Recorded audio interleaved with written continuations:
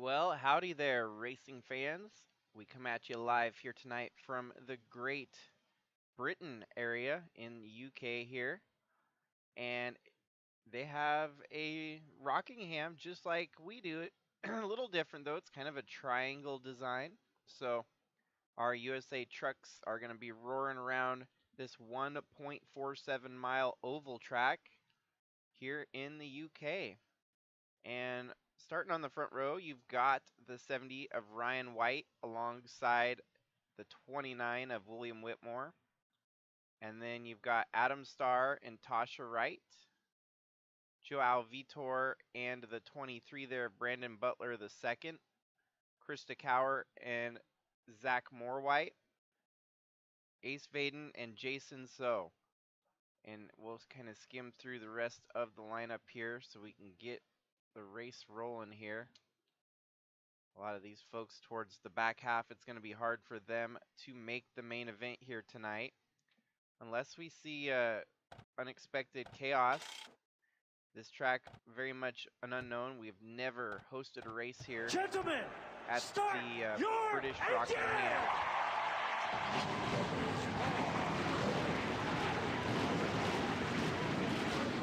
And so, as the term has been coined, expect the unexpected here in the USA Trucks. That's going to be very much what's on tap here tonight.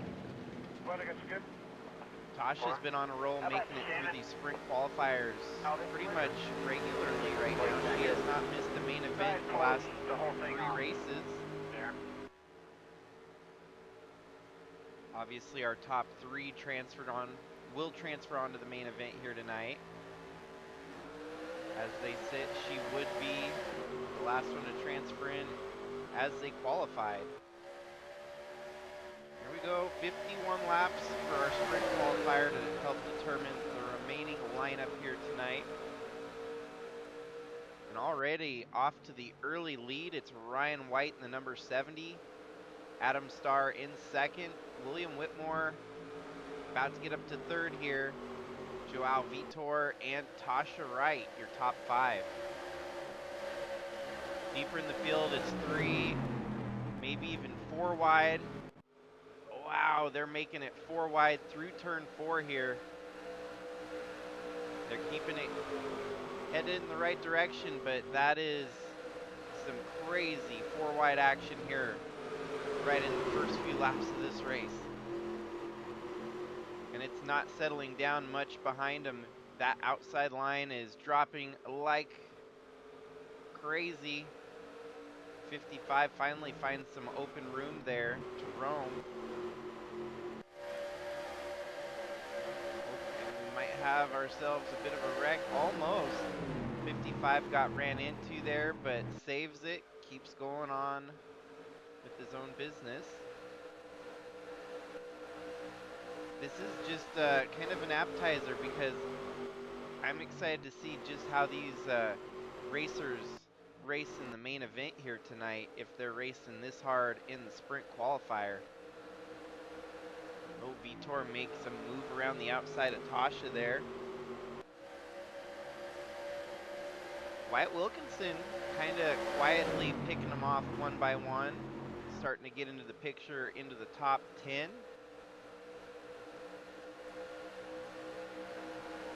A little bit of luck and perseverance here. That 39 truck could find his way into a transfer spot.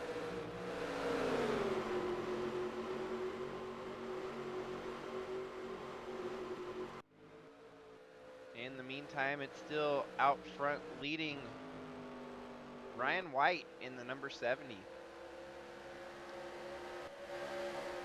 We haven't seen a whole lot of Adam Starr in this truck series, so tonight he's trying to turn things around and make a main event where he struggled to run for good finish results throughout 2024 here.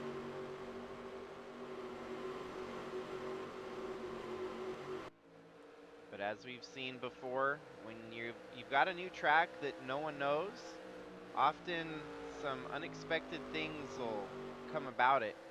And if it's a track that's pretty much fresh and new to everyone, you might as well just give everyone the benefit of the doubt that they're going to have, you know, maybe a good shot at getting a good finish here or wherever we're racing that's brand new to the series.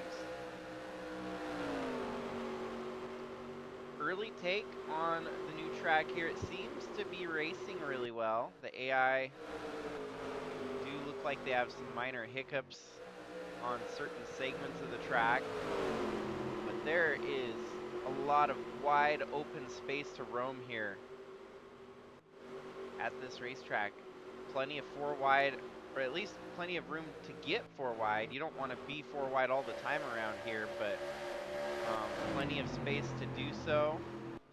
They did so cleanly, and we've been green for the first 6 laps of the sprint qualifier here.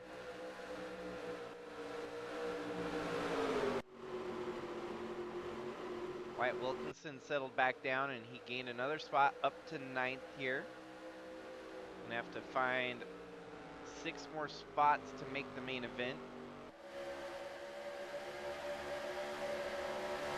Brian Butler, Ace Vaden, Krista Cower, and there we've got Tasha Wright in 5th.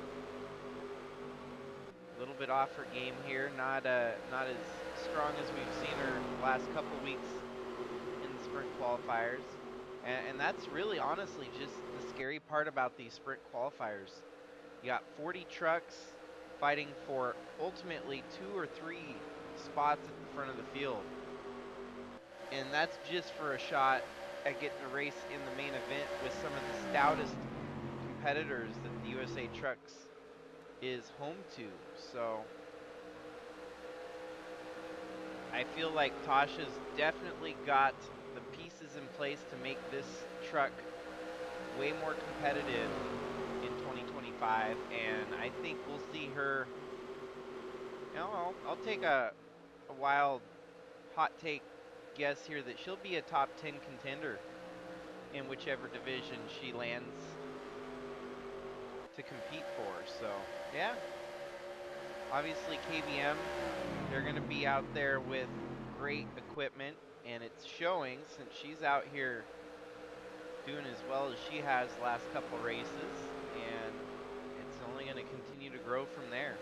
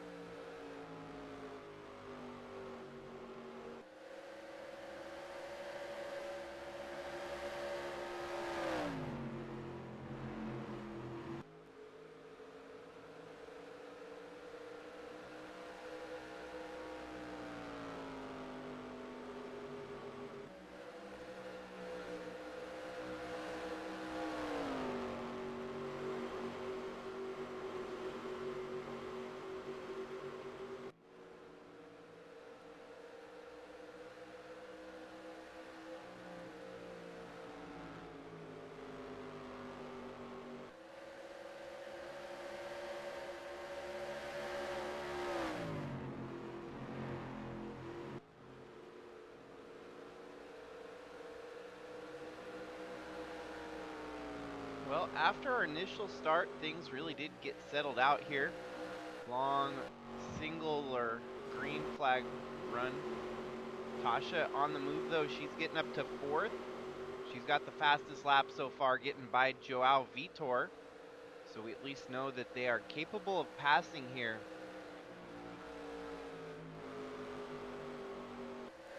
As she gets up to 4th, she now has her target set on the 29 of William Whitmore.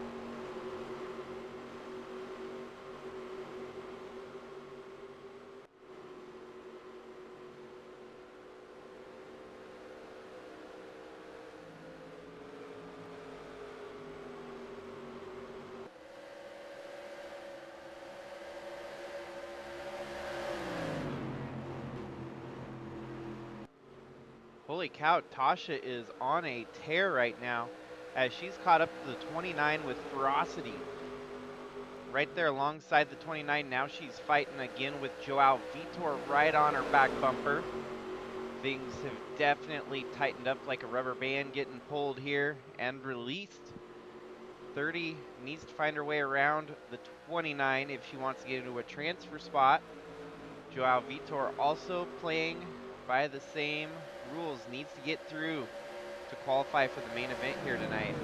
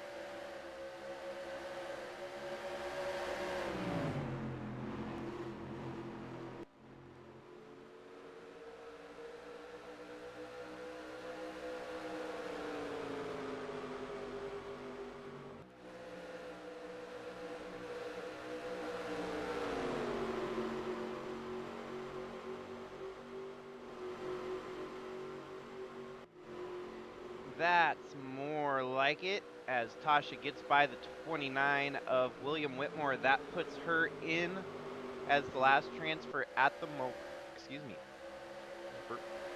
at the moment. We still have 31 laps here in the sprint qualifier, and it looks like she's about to be working on the 14 for second position. Wow, and she makes a bold push on the outside there. Adam Starr falls back to 3rd. He's the last truck on the bubble now, as Adam Starr's teammate Krista Cower closing up on this pack. Further back, you've got Wyatt Wilkinson, who's still picking them off one by one. Now up to 8th.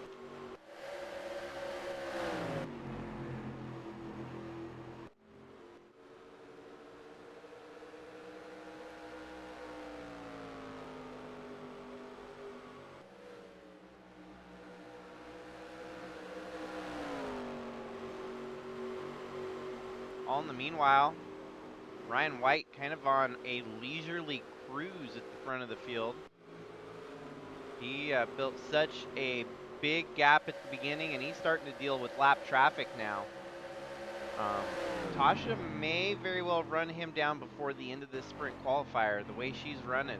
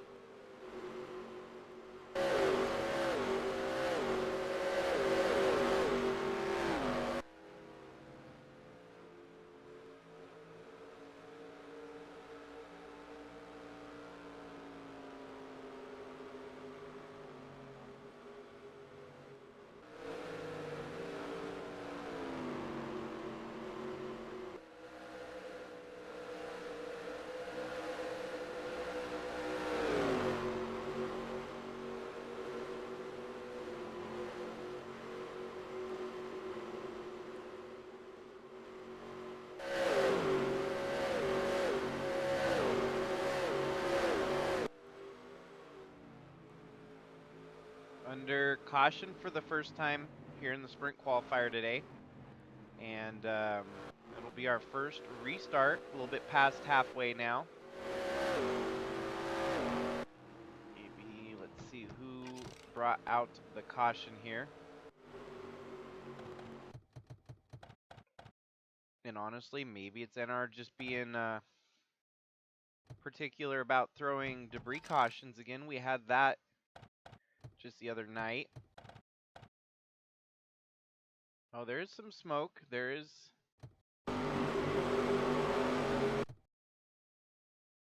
Where? Oh, there we go. There was a wreck. Legit 31 there of Lucas Holmes. Oh, wow, this was right amongst our top 5 drivers, too. 29 connects with Holmes and William Whitmore in 6th. Might have sustained a little bit of damage there. But ultimately, this brings out the first caution here in the sprint qualifier. Because 36 gets dive bombed by the 29.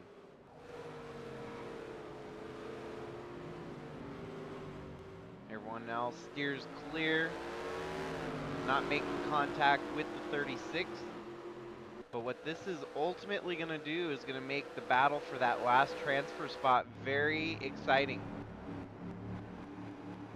There's no telling how this is going to pan out once they get doubled up for the restart.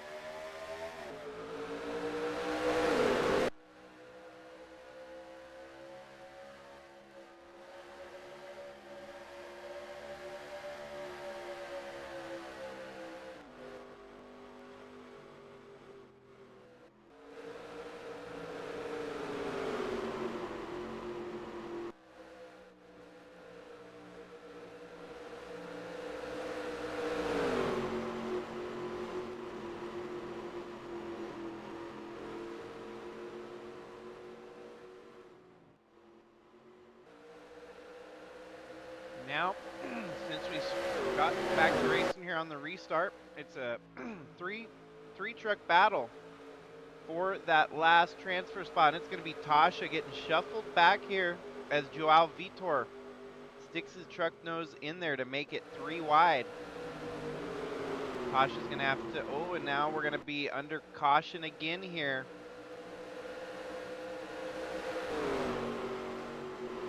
The old adage continues to add up here.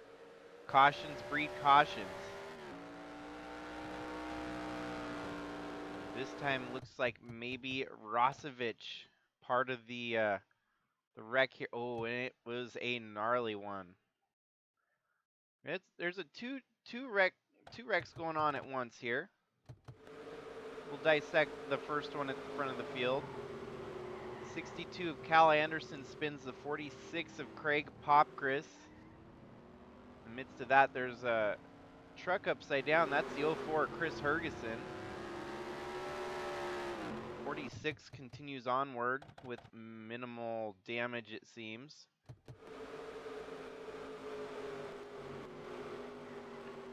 The 04, unfortunately, just in the wrong place at the wrong time, gets clipped there by Kovacic, flipping him over. The 28 of Jamie Horseman takes a tumble. 91 of Johnny Blaney gets involved.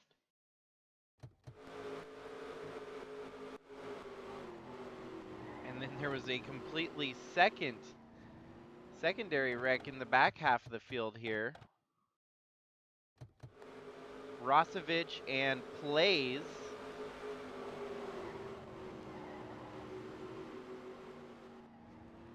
Man, it's likely going to be a crazy one here tonight if this is any indicator for our main event.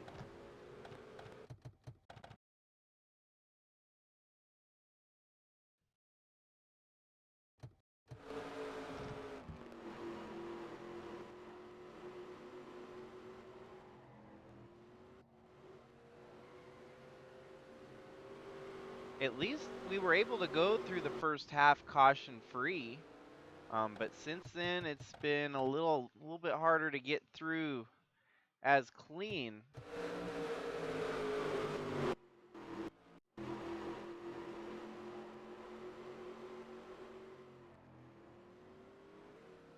Oh, the seas almost parted there for Rodriguez, but unfortunately did not make it out of there clean. 65 of Asiel Escobar found the right line and drove through it. So we're going to be back to racing here shortly as they go ahead and drop the pace lap one lap here so we can get back on this lap. Not as many people needing to pit, so I don't see any reason to run around under caution for too much longer here.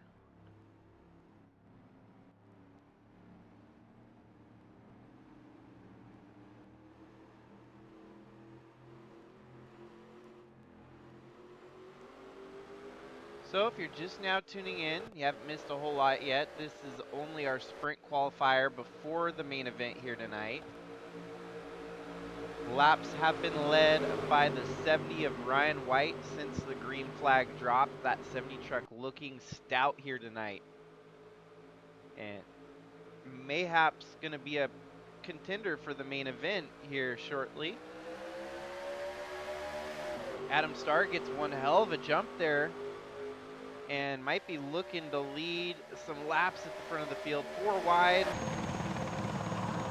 a little further back, settles down into 2 wide again, but here comes Wyatt Wilkinson on the tear. Ooh, Krista gets loose. She's out of the throttle. She's having a little bit of trouble there getting back to speed. Everyone stays clean on the restart here. Tasha back up to 3rd where she needs to be. The 2 teammates behind her, the 14 and the 98 on the outside looking in.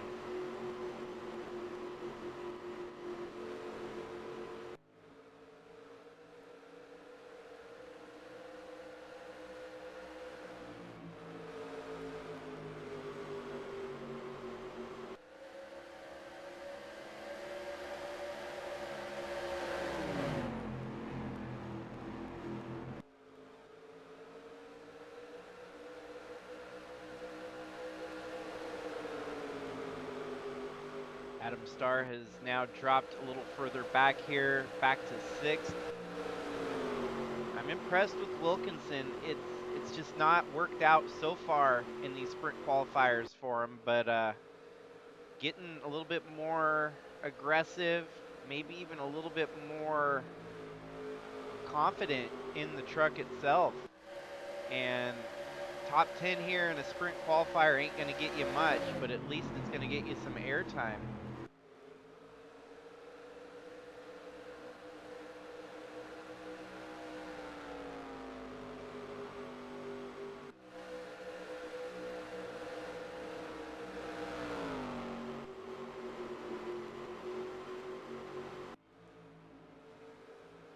Tasha has weathered the storm so far, has worked her way back into the top 3 even after getting bumped out of it for a moment there. I figured given a clean restart, that 30 truck might have a shot at taking the overall here in the sprint qualifier. She's running that 88 back down. It's going to be a matter of time to see if she's actually got something for that 70 truck. Ooh, and the 88 of Vitor gets shuffled out. That puts Krista Cower up into a transfer spot. Ooh, boy, we got a battle for the lead brewing here. Tasha goes high on the 70. She has to let out of the throttle a little bit. This is going to allow Krista to start closing that gap again. And now we've got a pretty intense battle for, well, the top 3 and potentially the sprint qualifier win.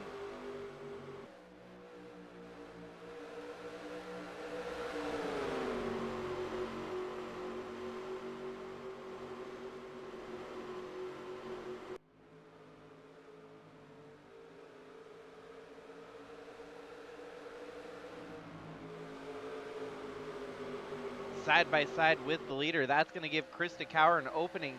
Krista goes low. It's going to be almost 3 wide for the lead.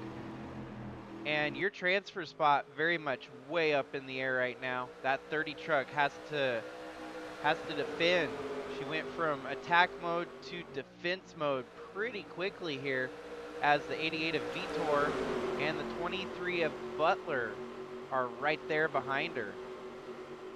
Krista still fighting for the lead. Krista has to settle into 2nd. Tasha settles into 3rd. And for now is your last transfer spot with just at 6 laps to go.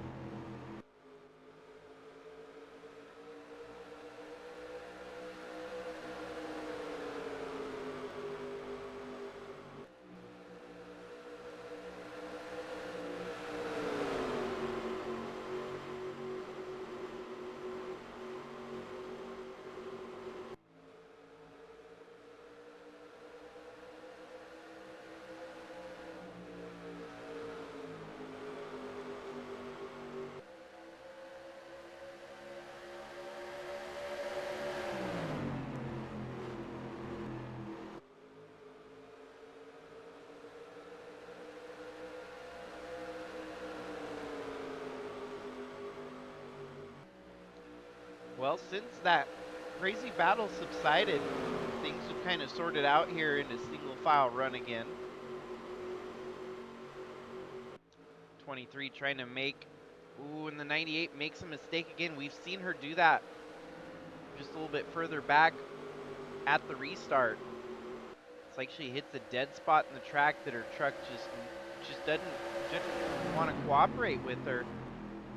Wow, that's going to bump Tasha to get passed up by the 23 of Butler here.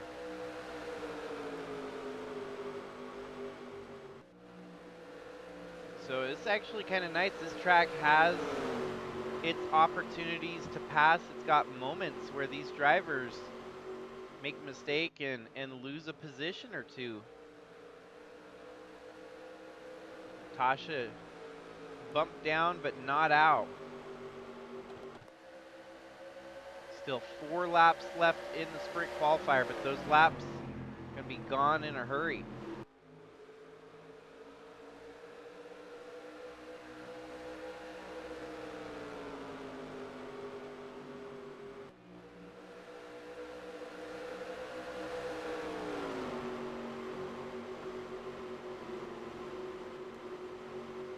Ryan White out front still leading. He's led majority of the race in the sprint qualifier here, probably about 80 to 85% of laps led here in our sprint qualifier.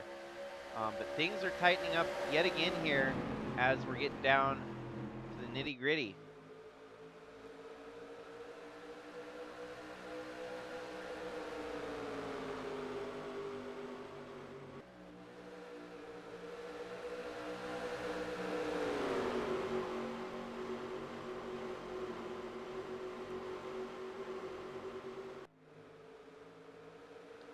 Tasha's going to find herself in at least one more chance here to make a pass before the checkered flag waves. They've caught up to the 98 of Krista. Both of those trucks closing the gap. Tasha puts a nose on the inside of the 23. 23 gets to move up a lane there as Tasha, with 2 laps left in the heat here, takes back over the final transfer spot. It was not without a little bit of adversity here today that she had to fight for that position. 23 of Brandon Butler gave her a little bit of trouble there, but found her way back around and now sitting in third. As the white flag in hand here for the flag man coming across the front stretch out of turn 4. It's Ryan White, Krista Cower, and Tasha Wright at the moment.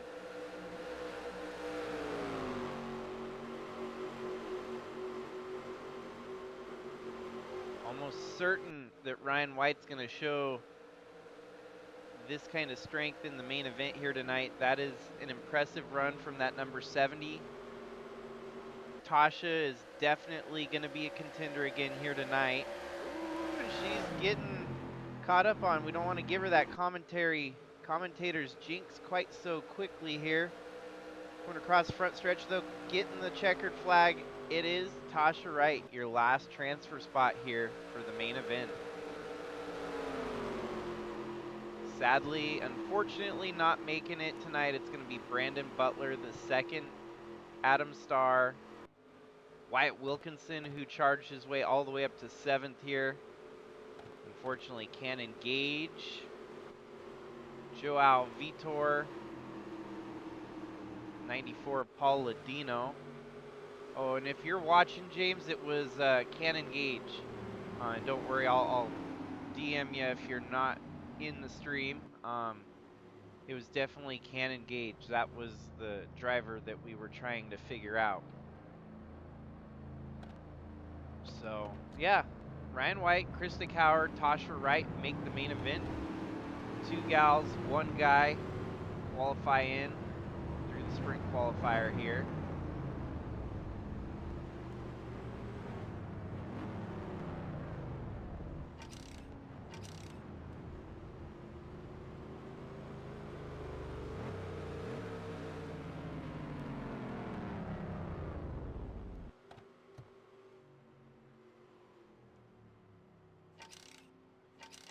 Just a brief pause in the racing action as we get set up for the main event here tonight.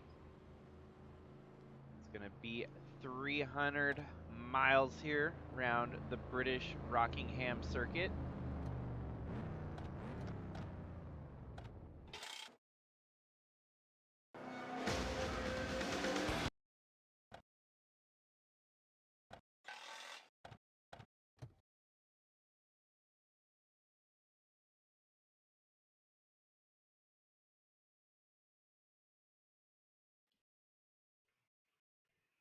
Hope everyone's having a wonderful day so far. This truck championship definitely winding down to a close for 2024. It's been a crazy season so far, and it's only going to get crazier during the silly season. Only running a race tonight to try and keep our schedule on track for when I move here shortly in the next week.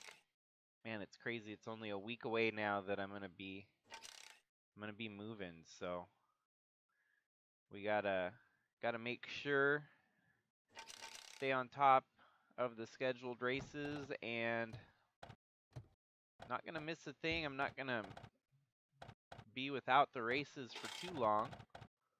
Going to get a kind of a late autumn break here, kind of a month break of racing at one point from the Truck Series. Cup Series, I might try to find some extra ways to speed along those scheduled races as well.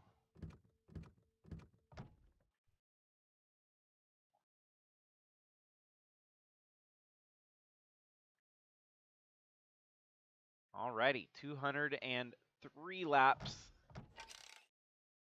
The main event distance here. Now with our sprint qualifier entries locked in, it's going to be a 42 truck field roaring around the asphalt here shortly. Favor, just touch all your seatbelts, touch all your connections, touch your Hans. Just make sure you get everything like you want it.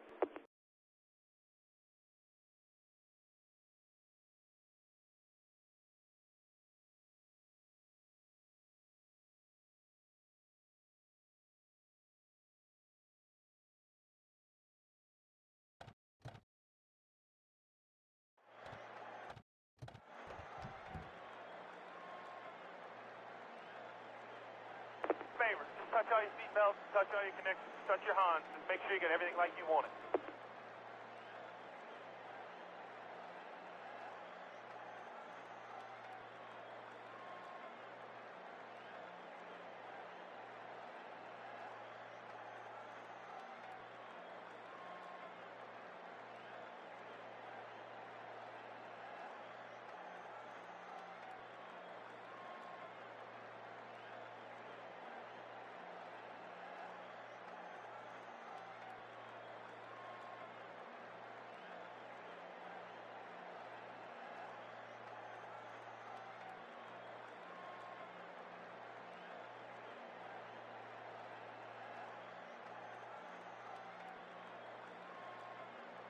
Alrighty, I'm not going to waste any time. You can kind of see the starting lineup on your left-hand side. Top 5, all of Trevor Ventures starting in the top 5 as they have been pretty much like clockwork here in the chase. And so Trevor Vaden with the pole. Jordan Walker alongside him in second. Alan Malcolm, Tim Cording, and your points leader, Trevor Walker, starting in 5th.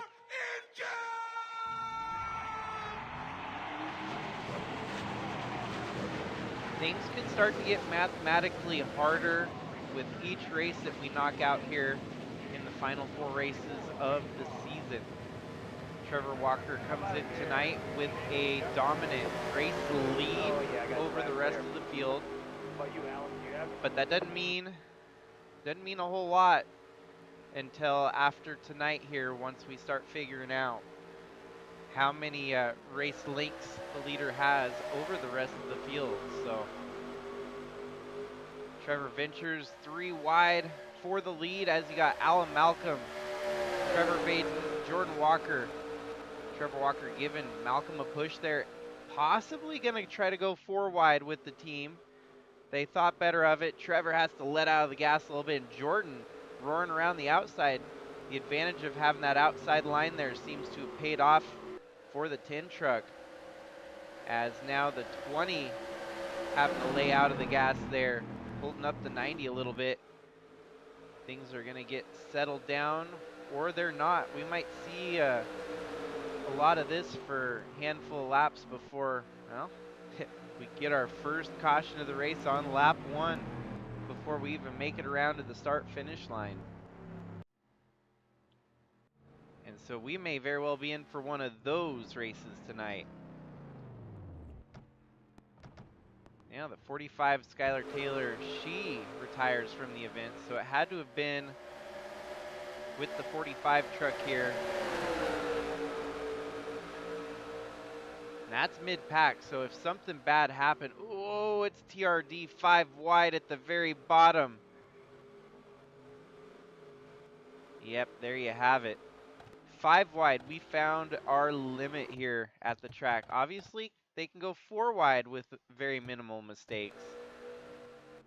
Willow Blake pushes the envelope here, and you can see it. We'll have to look at the helicopter cam here. 5 wide. Clearly not a good idea here. As the 16 gets into the 45, 45 hooks the 05, and that is all she wrote for those two drivers.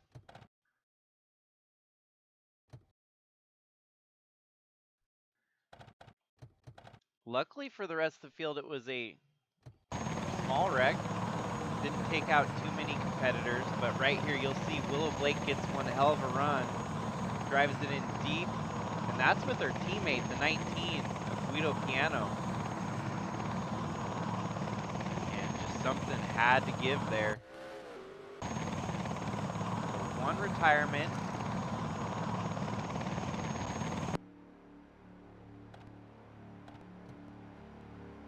We'll go ahead and drop the pace lap down one.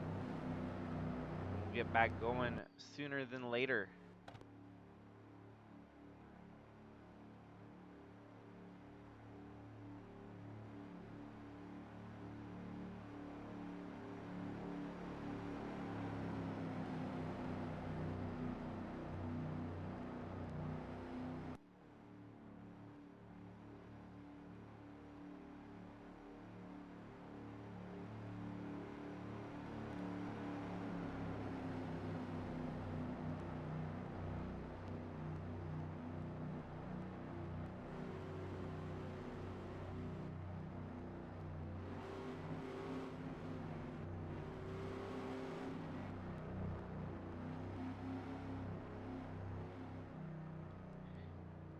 Done with a capital D-U-N for those drivers, yeah.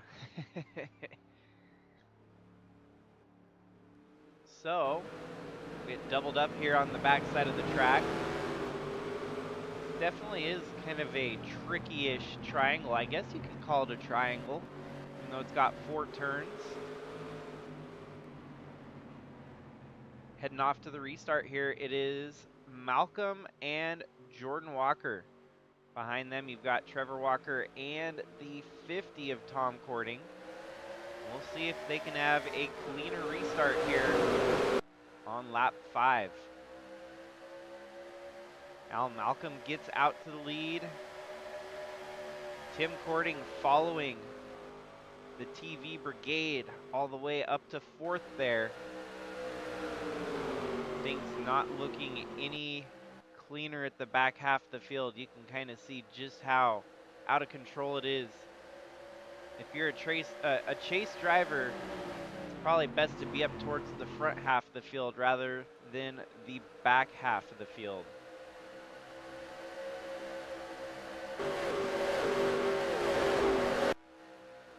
Our sprint quali winner, the 70 there, Brian White, he's sitting in 12th at the moment.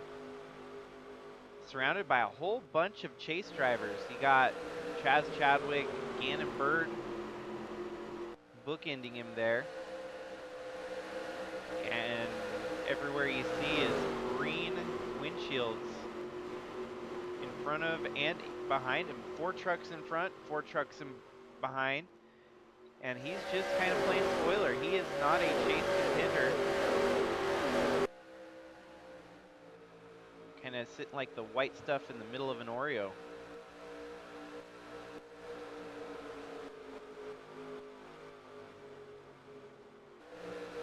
Bradley Ream has had a very terrible, no good stretch of the racing here during the chase. And seen a little bit of a resurgence, but it's kind of a little bit too late, as so many of the races that he accumulated 1 point apiece. The rest of the chase contenders that have been winning and finishing in the top 10, points are definitely working against him right now. And after tonight, I'm going to do some calculating and see just who is mathematically eliminated after tonight. as there will only be 3 races left in this USA Trucks chase. We will know for certain, I'm thinking probably about 8 drivers that are still eligible for a championship after tonight.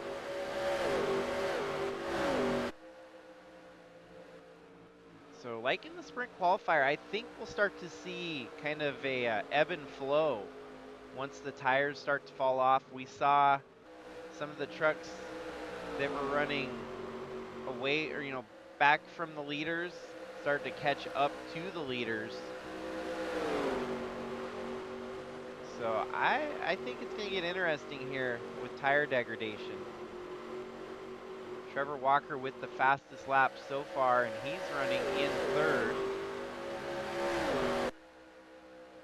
These two, had they not got connected last night, wrecking out, Tim Cording could still very well be in the championship talks a lot closer than where he's at.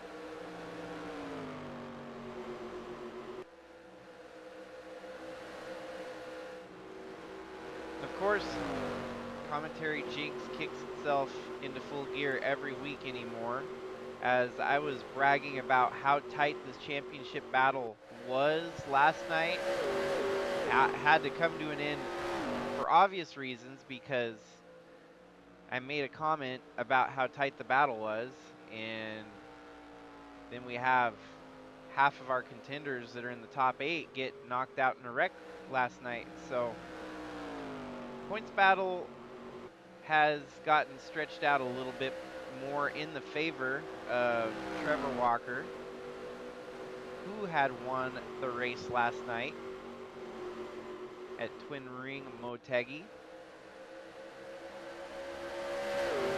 Right now we're settled in for the long haul, and we're only 12 laps into this one so far, so grab some drinks, maybe some popcorn. Looks like got a good green flag run going here so far.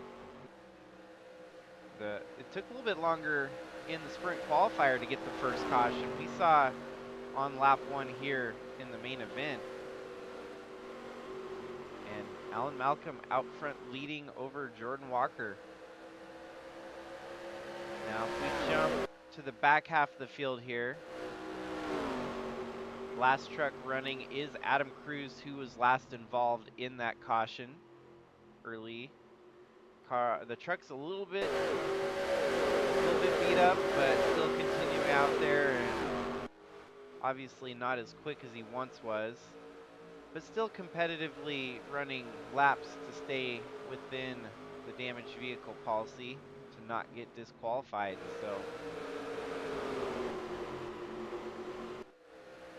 Tasha, unfortunately, running 33rd right now after she made it out of the sprint qualifier. Perhaps this race a little bit more of a wake-up call.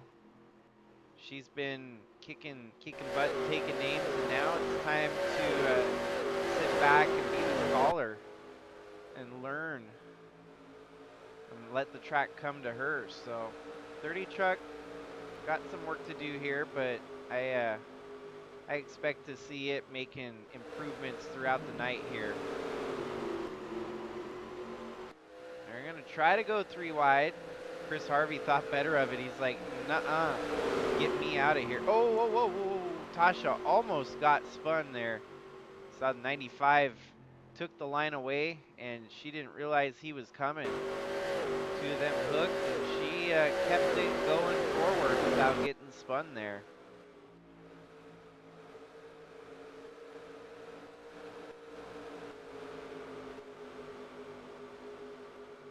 Our chase really has been kind of a broad spectrum of track types. We saw kind of the super speedway-esque, kind of a Michigan-sized track in Germany. We started out on a super speedway on the moon this year. Then we had a road course and an intermediate track last night at Twin Ring Motegi. This track, a lot kind of similar vibe to Twin Ring Motegi, as they're kind of in the 1.5 mile range. And perhaps kind of, one of the reasons we're seeing similar drivers at the front of the field here. 3 of Ralph Oberstadt, is he got a flat tire, or did he got to be something wrong with that 15, as he's dropped all the way back to 20th now. Did he get turned? That's the grand question here. The 09 of Matthew Fastnot racing him for position here. Trevor Vaden running in 17th, so he dropped way off the map. Oh, the 50 dropping way off the map too. Oh, and there we go. The 09 hooks the 3, just like we saw Tasha almost got hooked. It's a very similar moment there with the 09 and the 3. So what exactly happened to make the 50 go from 5th?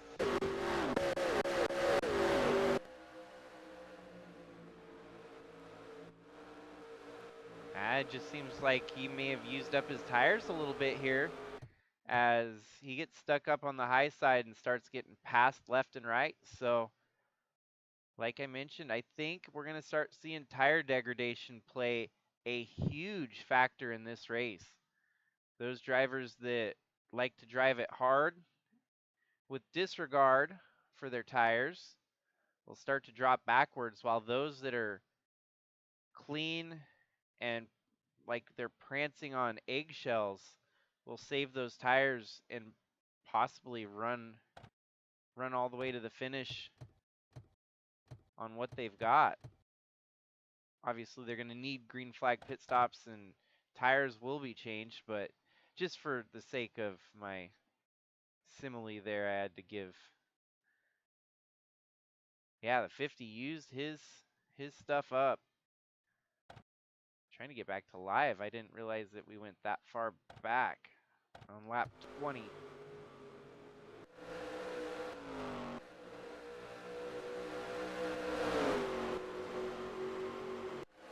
So, top 3 remain unchanged, but it looks like Tim Cording's starting to hunt them down.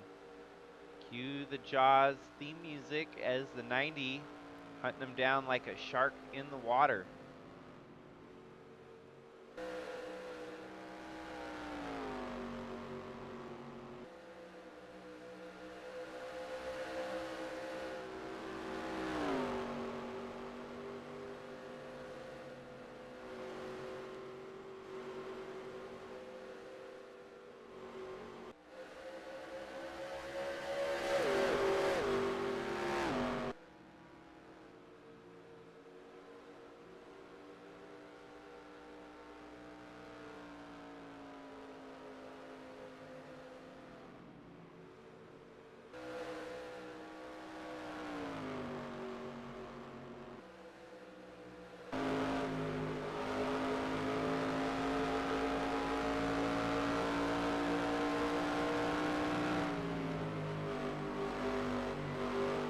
Definitely see the gap starting to shrink here. We'll keep it on the drone cam to see just how readily the 90 is catching up. Yeah, I know Tim Cording heartbroken after the race last night, where he had a truck that could have won the race, and today we would have been looking at a completely different scenario where this 90 truck was closing the gap, did not need any mistakes to be made, and the one untimely mistake that was made was also part blame to his brother Tom Cording. So it was obviously a pretty topsy-turvy night for the Cording family. I'm sure harsh words were said, maybe even fists were thrown. But the two brothers continue on here today, seeking victory, and Tim just has, like any other day, a job to do. The job gets a little bit harder, but the job's still the same at hand. Win, win, win, and hopefully accumulate enough points to tie up that championship.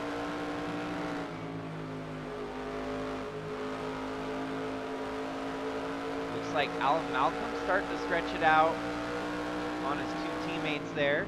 Trevor Walker even making a jab at his brother there, Jordan, for second. I think Trevor can sense, or at least is being informed by a spotter, that the 90 is closing up, so he's trying to make a move here while he's got it.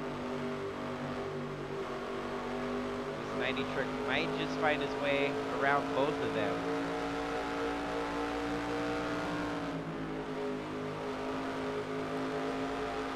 I'm mildly surprised that we haven't seen as much from Trevor Baden during the chase here. It's been a trying time for that team as well.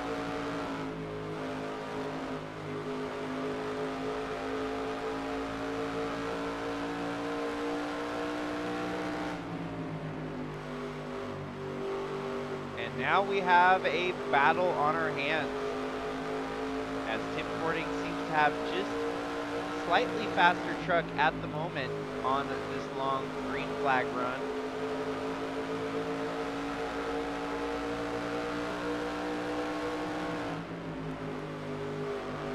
Trevor still has the fastest lap. That fast lap was set way further back during this run. His tires have since gone away and they're driving nowhere near their fast lap times.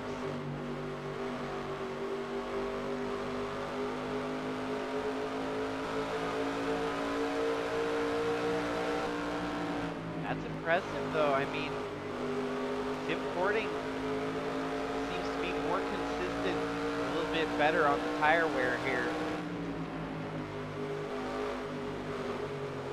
Oh, he made a mistake there and got buckled up.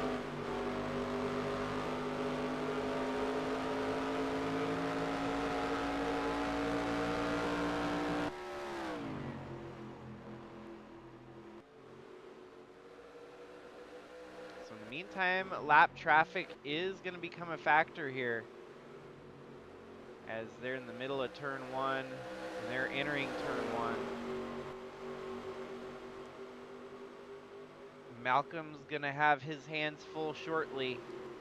It's going to come down to who's going to be the best at making it through lap traffic.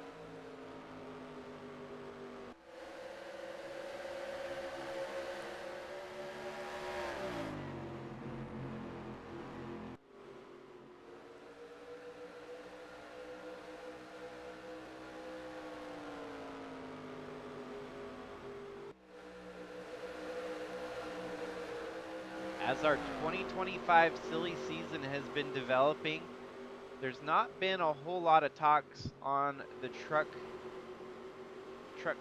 department of it all. As Sigma officials have stated, it's probably more likely going to be more of the status quo.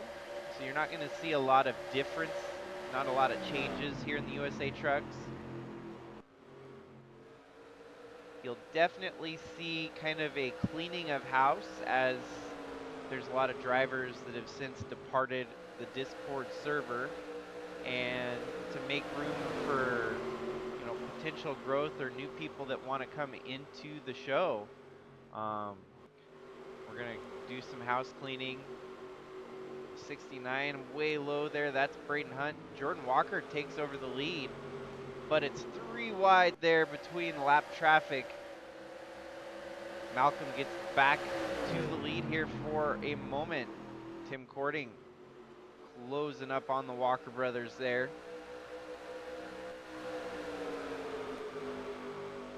Everything staying green so far. Tim Cording going low on the tin truck.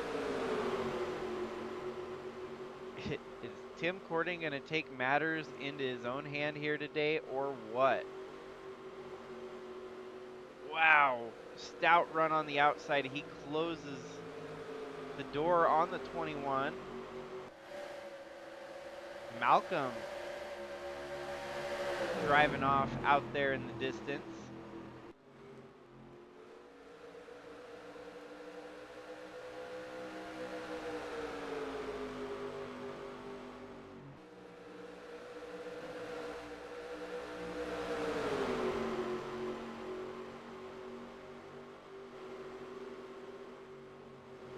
And there we go.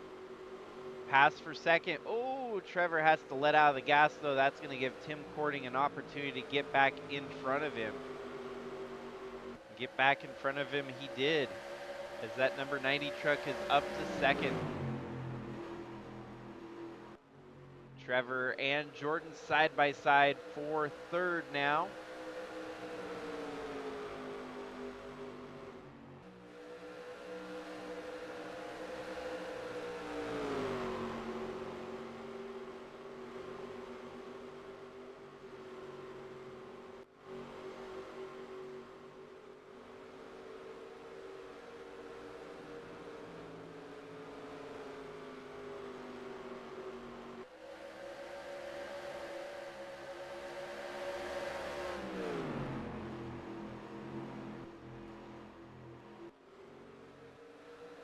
James Gunner up to fifth.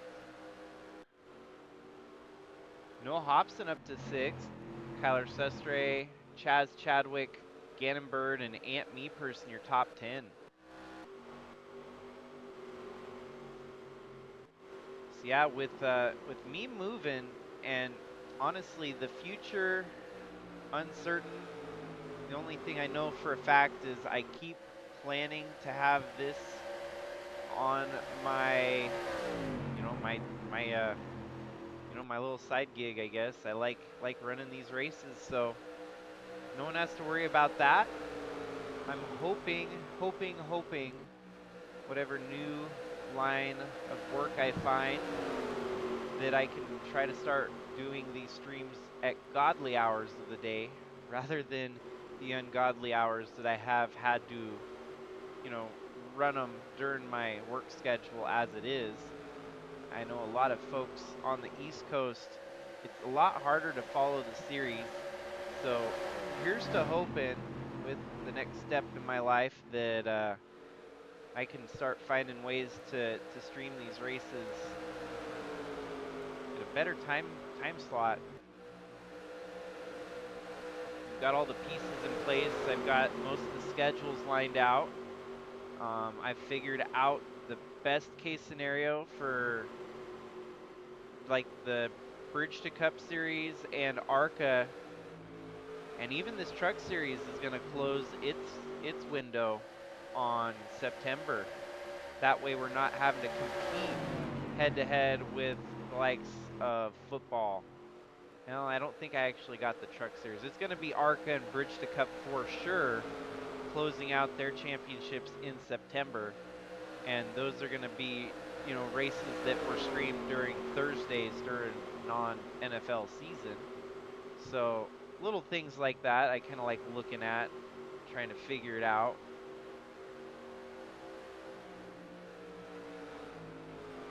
Yeah, we're seeing that there's some competitive racing lines here on the track.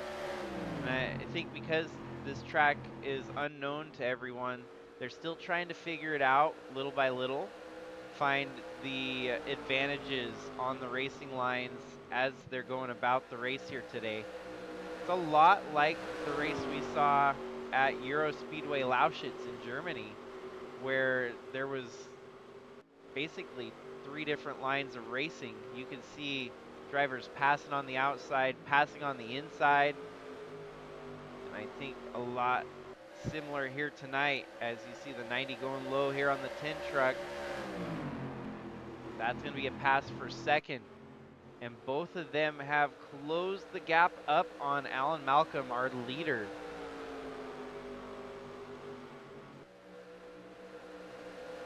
Tim Cording up to second. Alan Malcolm struggling to find his way around Adam Cruz there in the 05. That 05 truck damaged from the first caution here, but still looking stout enough to keep the leader at bay. James Gunner starting to catch up to Trevor Walker in the distance there. This could potentially be a battle for 4th place.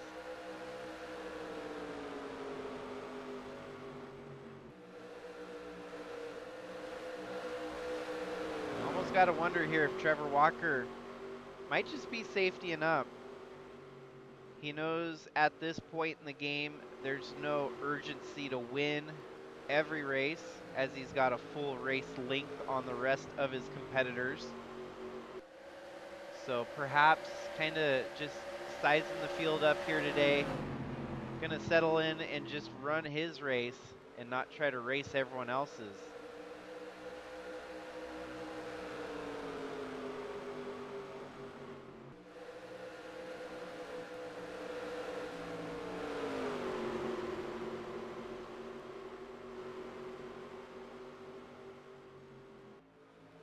We've got a new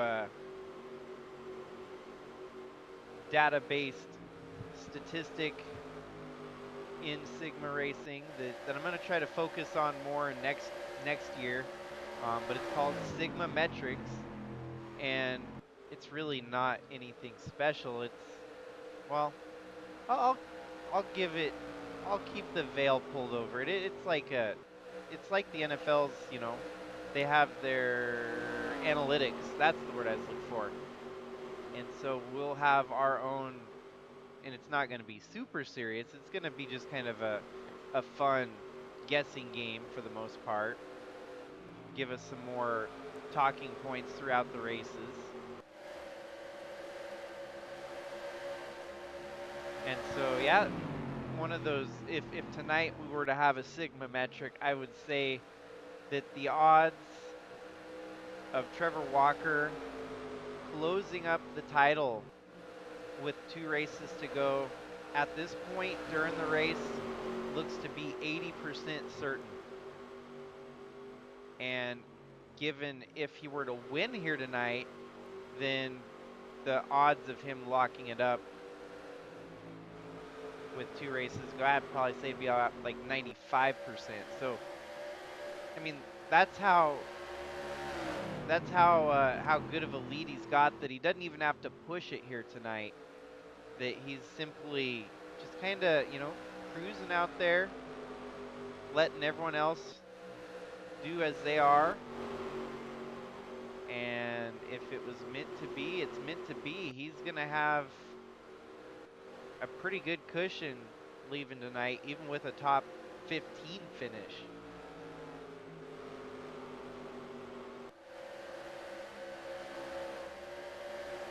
Soon the drivers are going to have to start thinking about green flag pit stops before long, as we're about a quarter of the way through this race. We'll look at the garage real quick and see what they suggest. It's about a 66 lap run. So give or take, we're probably looking at about 55 laps.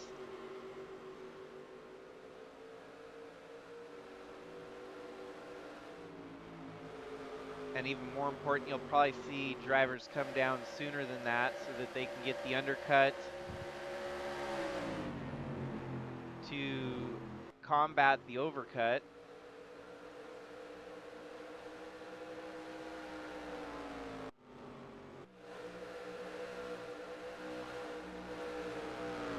Kind of neat though. The Rockingham in Britain kind of runs similar to the Rockingham in North Carolina. That the track is just gritty. This track eats those tires for lunch. And we're seeing the fall off throughout the field, and those that have been good at saving their tires still turning some competitively fast laps here.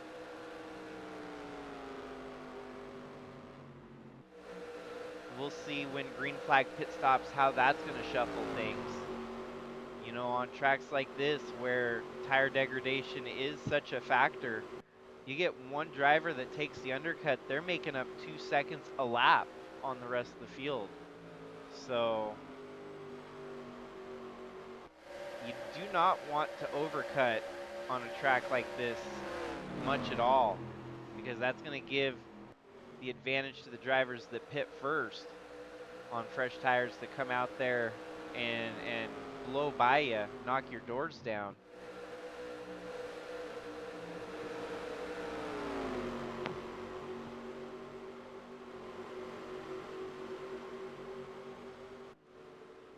All Alrighty, dealing with a little bit more lap traffic here. Alan Malcolm is caught up to the 31 of Rich Roy.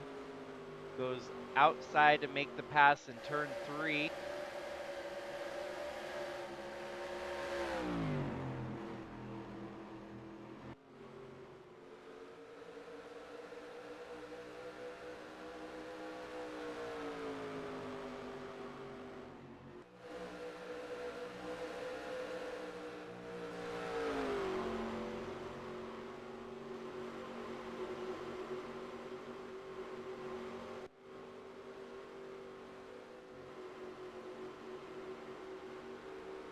He makes it by the 31 there. Has a little bit of clean track in front of him for now.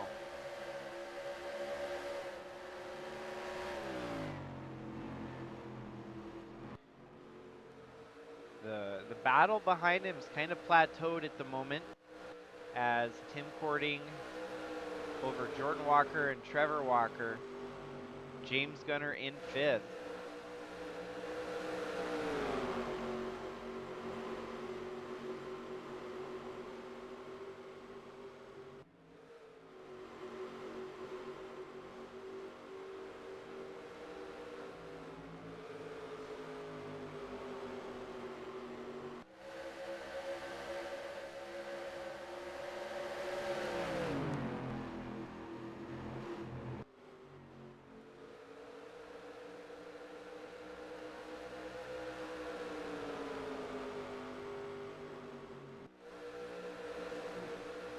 And there we have the brothers swapping positions for 3rd and 4th.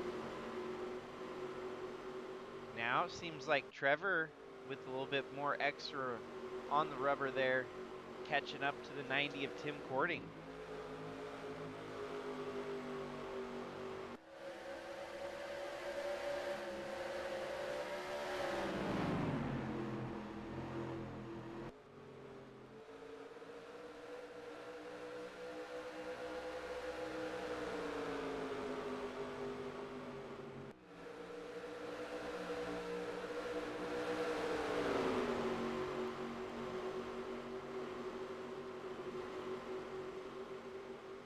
Alan Malcolm's definitely been an interesting topic here in the chase. He had come in furthest back amongst the Trevor Ventures team trucks. Originally seated in 4th, he was 4th of 4 team trucks there, and even worse, he was only 18 points from the regular season. When you look at Trevor Walker, who was 3rd, had 42, Trevor Vaden with 48, and Jordan Walker 79. Man, since the chase has started, you would have thought Trevor Vaden was the 4th seed of the team. So, on topic there with Alan Malcolm, though, since the chase has started, has had one bad race. He kind of struggled on the moon. Then the next race, Alex Sanvital won. And yet, Alan Malcolm struggled again, dropping back 7 spots in the points. Had a bad race in the second chase race at Joe Gibbs International Raceway. But since then, race 3, he came in 2nd and catapulted his way all the way up to 9th, gaining 5 spots in the points tally. And then Alan Malcolm also struggled again, it looks like, at the next race at Euro Speedway Lausitz. But he still managed to gain 2 spots, so where did he finish? 9th, so he had a top 10, so he's still making strides here and there. And then he ended up winning the 5th race at Kyalami just last week. And has since kind of solidified a late push here in the chase. He struggled again last night at Twin Ring Motegi and stayed serve. Has worked his way up to 6th in the points. After Twin Ring Motegi, where he came in 38th, got disqualified after getting involved in a wreck. So Alan Malcolm, he currently sits 109 points out. That means in order for him to actually get within the title battle, this win here tonight, he's going to have to hope for bad finishes from some of the other drivers, including his teammates, which is never something you want to wish upon your team. Alan Malcolm now starting to feel the effects of the lack of points, because if you look at it right now, Trevor Vaden is 30 points ahead of Alan Malcolm. Well, the only reason that Trevor Vaden is 30 points ahead of Alan Malcolm is because he had 30 points in his seeding from the regular season. Well, I'm just gentrifying it so that he didn't exactly have 30 points, but for the example. Yeah, so unfortunately for Alan Malcolm, he's having to fight off his back pretty regularly here in the chase. And maybe he's going to turn things around and at least get a better final result at season's in here than what he originally had in the cards. And it's kind of been fun to watch. TV could still finish 1, 2, 3, 4 in the chase, in the championship. All the pieces are still there to have that happen, especially with the lowest on their team leading right now tonight. Could potentially be 2 wins in the chase and not be enough for a championship, which is just crazy.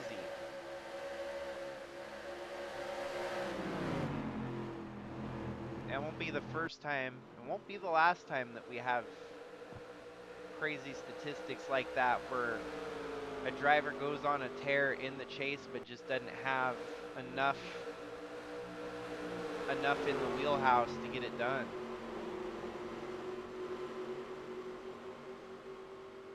Get an update on Trevor Vaden and see how he's doing here tonight. He was way back, 16. Seems to be a rolling roadblock here. Jeffrey Gerald having a rough go of it. Chaz Chadwick settles into 9th here. Oh, Ryan White running 12th, not half bad for the sprint qualifier winner. And Trevor Vaden running in 16th.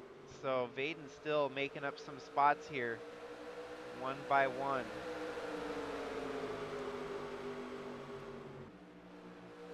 Got Bradley Ream and Shy Turtle right there behind him. Tom Cording in front of him.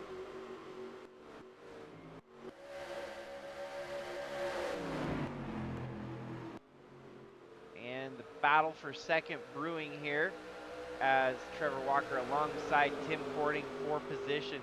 Lap traffic not doing them any favors at the moment. Side by side lap traffic rages on in front of them. And I think Alan Malcolm's out to a demanding lead. 4.5 second lead for Alan Malcolm out front right now. Whoa! They had to swerve to avoid the slower 56 there of Andre Stefan as the Walker brothers swerved to avoid him. That could have been nasty.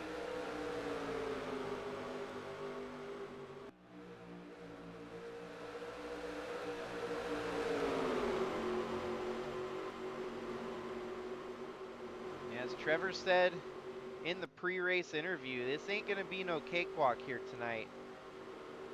This track, tough to tangle with. And go ahead and throw in lap traffic to that mix, and you only kind of add more chaos to the whole scenario. So So far doing well, avoiding any shenanigans amongst our leaders. And it's not long now before we're going to see green flag pit stops. 65 laps into this run. We did have a couple caution laps to help with the fuel mileage here, so we might see him stretch it even a little further to nearly lap 70. But if that's the case, if you can make it to lap 70 here,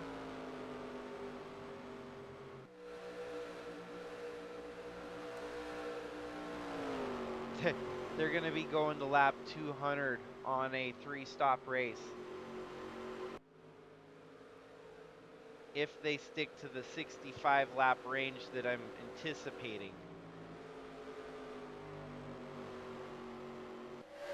Even if you had drivers starting to pit right now, if they made it 66 each stint, they would be running to lap 198. So field numbers, strategy numbers are always kind of a fun thing to spectate on here.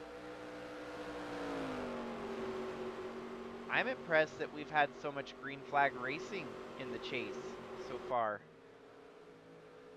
I guess it should go without saying, once you make it to the chase, you're going to have pretty much 40 of the best drivers from our series, without a doubt. So it's kind of, to be expected that we're going to have these green, clean races amongst our 40 best drivers, but it is racing after all, and even when you've got 40 of the best drivers out there, they're going to find ways to wreck. And I applaud them for clean racing as we have seen through 7 of the 10 chase races so far.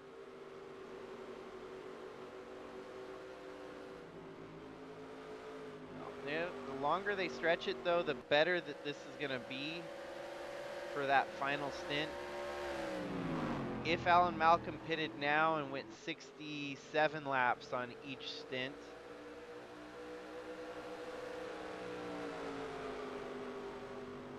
he'd be running on fumes on the last lap, so.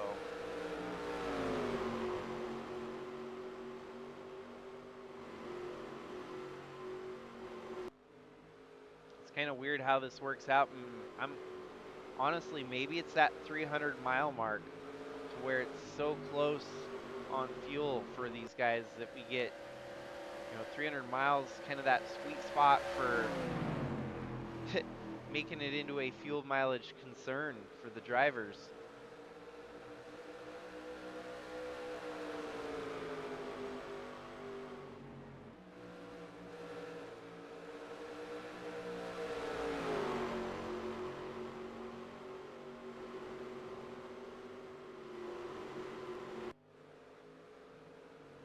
Now things are checking out to where we might even be 3 laps to the green if it follows a pretty linear pit stop equation.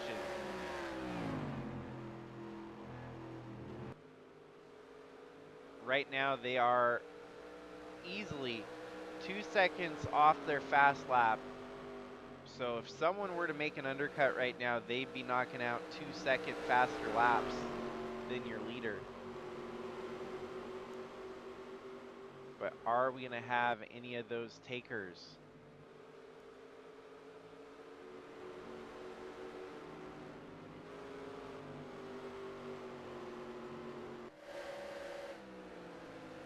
There's Alan Malcolm commits to pit road here on lap 71.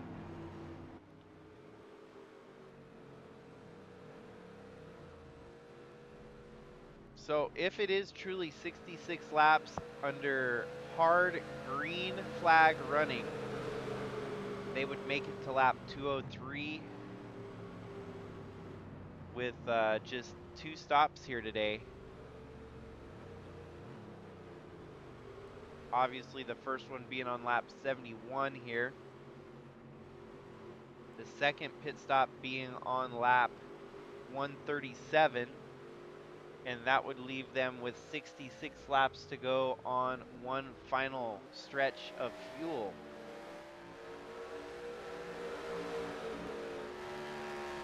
Seems like our leaders are the one here that took the undercut, with the 10 staying out and a few other drivers staying out. This should allow the 9 to start laying down some quick laps here and stretch it out on those that stayed out a lap later. But of course, we're in the danger zone.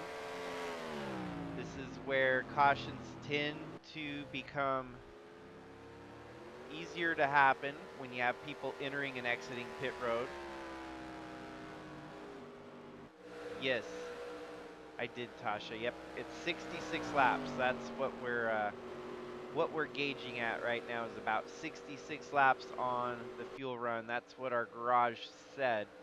Apparently it's pretty accurate, because with the one caution, 66 laps, they were able to run 71 on the first stint. So seems to be 66 almost right on the dot. Alrighty, so we're staying green, everything running smoothly during the green flag pit stops here. Alan Malcolm should shuffle around to be in your leader again. Tim Cording would be second. Here comes Jordan Walker. He's going to rejoin the race surface right alongside his brother. His brother's going to blow around him here. That's going to put Jordan Walker back to fourth, as Trevor will still hold on to third.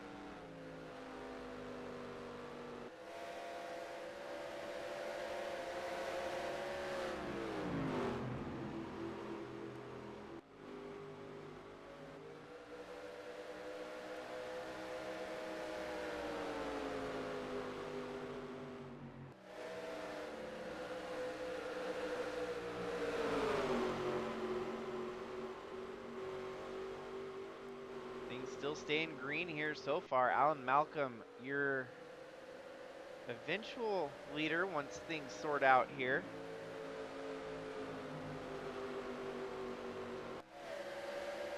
Look at Tim Cording.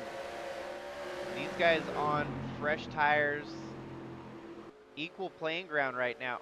Tim closing up on Alan Malcolm for the lead battle here, as it's going to start brewing.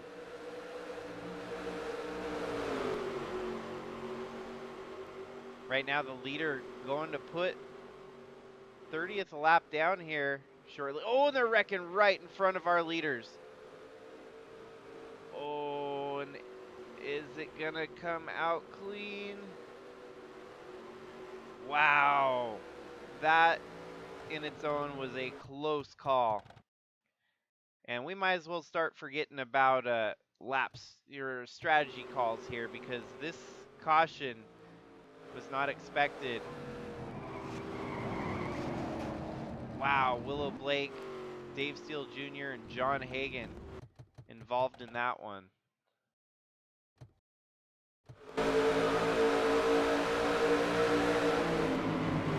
Three wide, no room, everyone going for the same piece of real estate.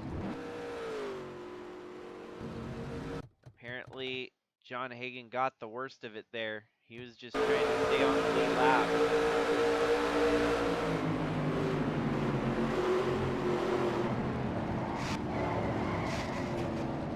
Minimal damage for the rest of the drivers involved, though.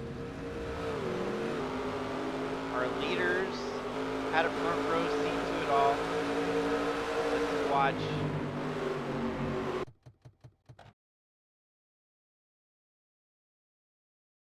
Let's watch from the cockpit here of Alan Malcolm on just how close this was.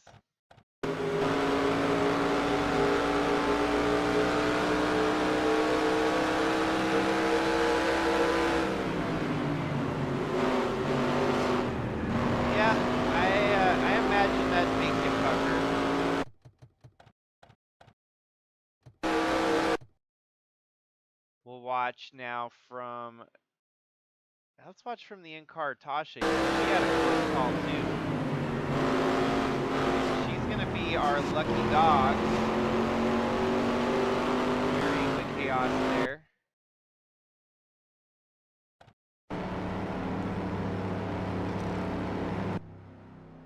Oh, we'll give a few wave rounds as the number 3 and the number 30. And this is where people might take an opportunity to pit and get off strategy.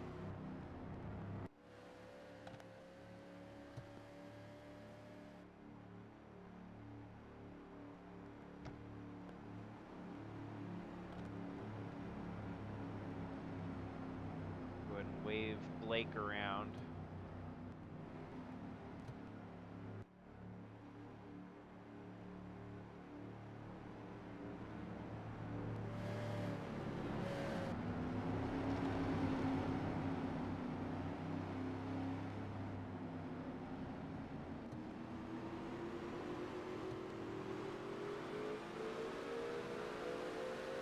Ooh, I made a grave mistake. I waved around the wrong 77.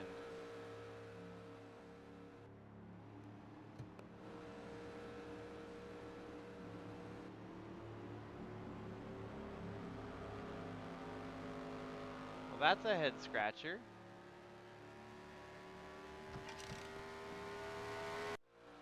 Huh.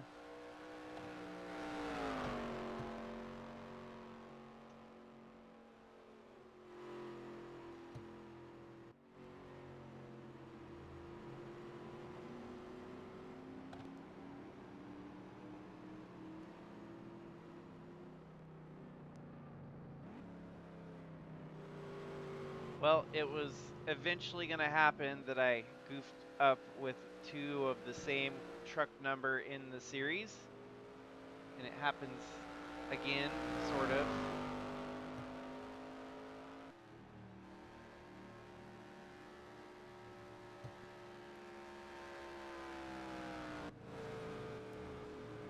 Oh no. 77's going to be on a lap all of their lonesome for the restart.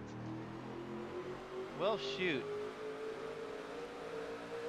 Sorry, Lynn Farrell, I'm going to have to black flag you for that because I hit the wrong 77 for the wave round. You get to lead a lap all on your own here, and then you're going to get sent to pit road to fix the officiating mistake here.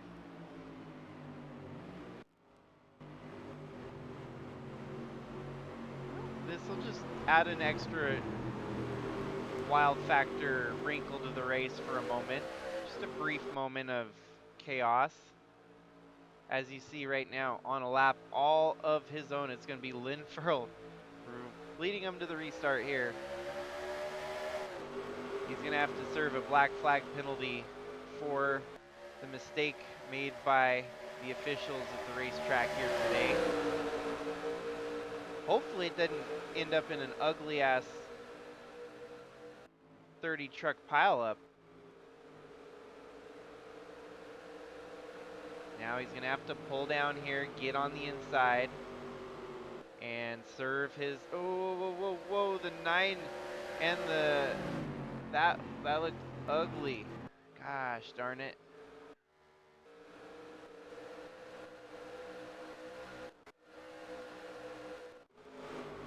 What was the caution for?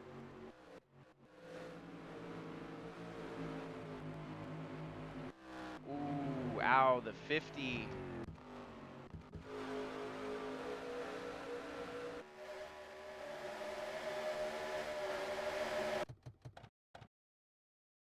Oh, that's where it happened. Another chase contender in the 18 of Chaz Chadwick involved in a wreck, including Bradley Ream and Tom Cording. There in the middle of turn 2.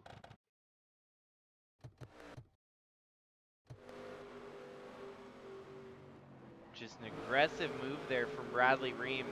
No reason for it.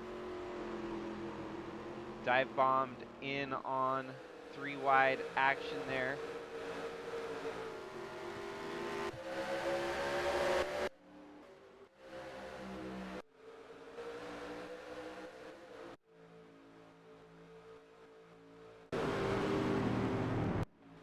Did the game actually disqualify the 77? No. See down pit road.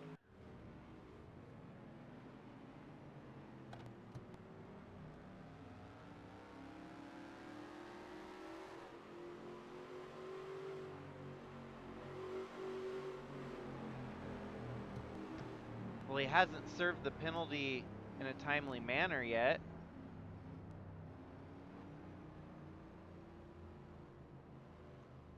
I ain't gonna try to wave everyone around. That would be too tedium.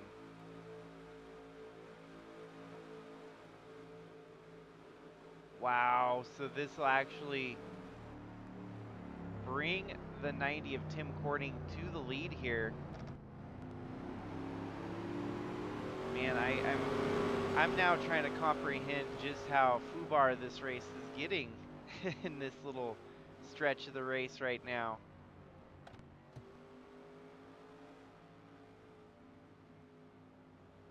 Take one pace lap away.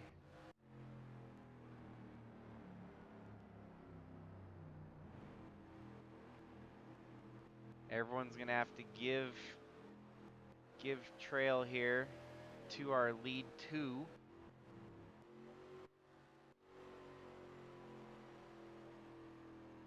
Gosh, shoot, I'm gonna have to do the wave round next time to get everyone on the lead lap again, so okay.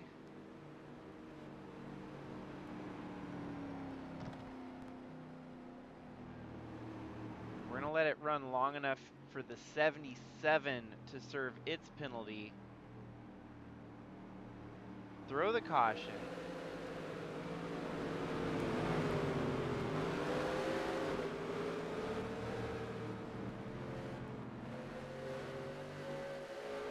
One simple fiasco turns the entire race upside down on its head.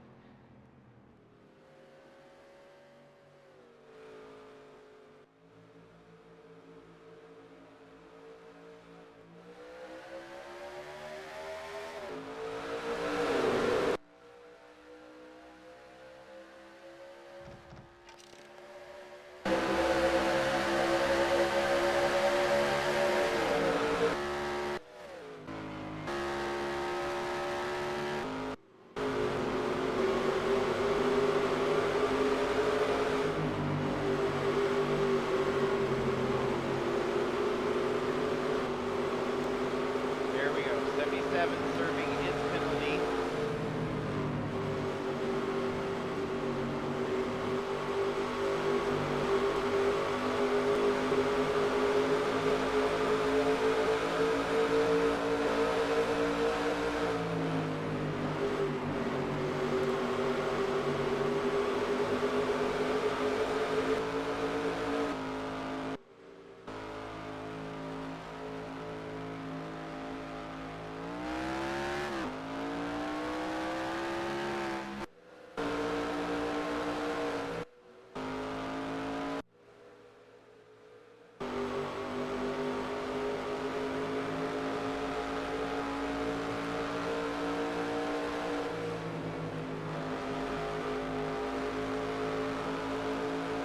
Might actually be able to solve this with just a pair of black flags, actually.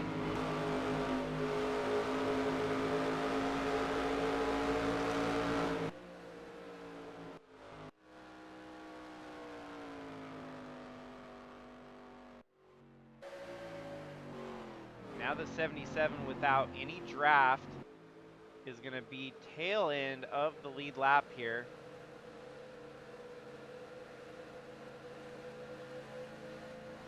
It's all going to work out in the grand scheme of things here, folks. Once these two are back out on track, we can throw a caution to get everyone sorted back out. And it's going to look a lot better.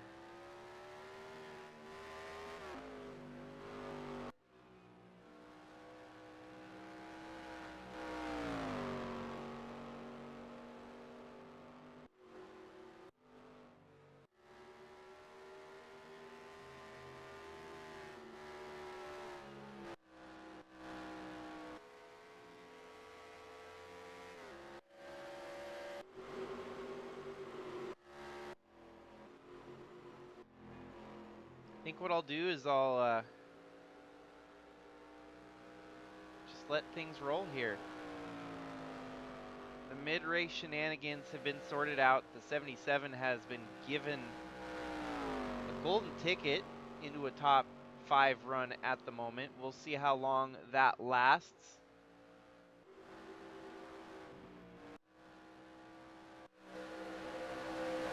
In third right now, it's Gannon Bird. Fourth, Alan Malcolm. Fifth, Ant Meeperson. Sixth, Brian DeBlank. Seventh, Alex Sanvital. Eighth, Ralph Oberstadt. Ninth, with a huge recovery, Trevor Vaden. 10th, Ryan White. He's come from about 12th up to 10th here. Chris Harvey in 11th. Al Bunch in 12th. Kat Durham. Matthew Fastnot. Trevor Walker in 15th. Zach Magoon. Bradley Ream. Spinham Walker. Willow Blake. Jordan Walker. Running 21st at the moment, it's Tasha Wright. During all the shenanigans, has found herself nearly in the top 20.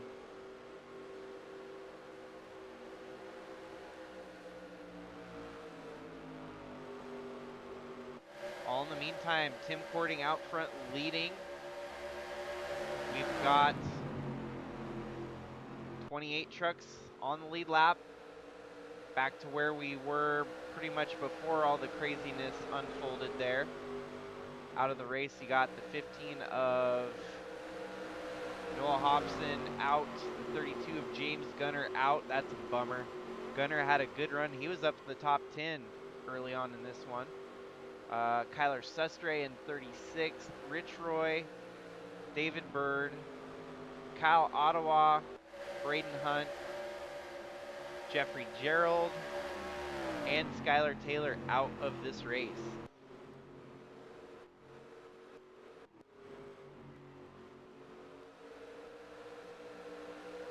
Guido Piano running 25th on the lead lap so far. And Tim Cording catching up to the lap traffic, trying to put them lap down here.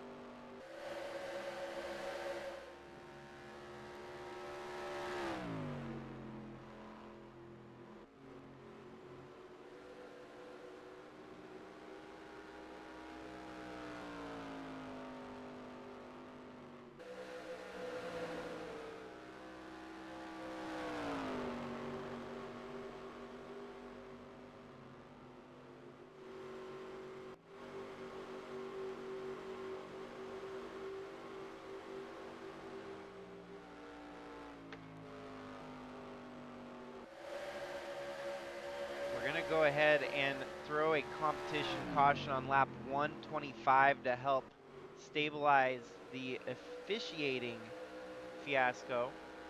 Gonna let the laps run for a while here, but the officials figured now that they got the basically one driver on the lead lap situation handled, they need to get it back in the hands of the drivers rather than the penalty, well, or the lack thereof from the officials' mistakes that were made.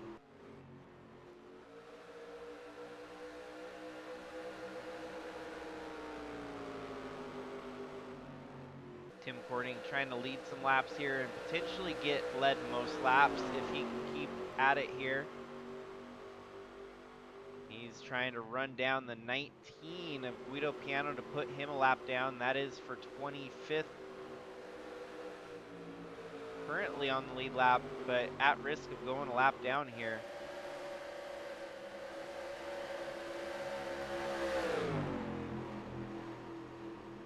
Of course, if we have an organic caution, one that's caused by a real wreck, that'll erase that competition caution at 125. So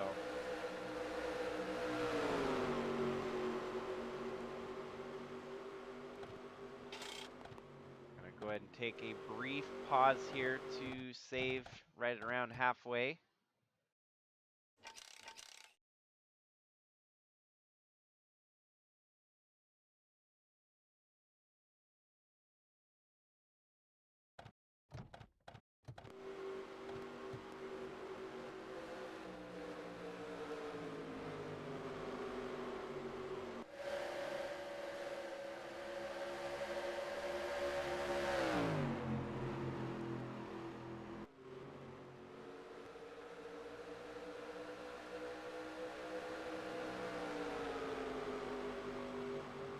So he gets by the 19 to put Guido Piano 1 lap down.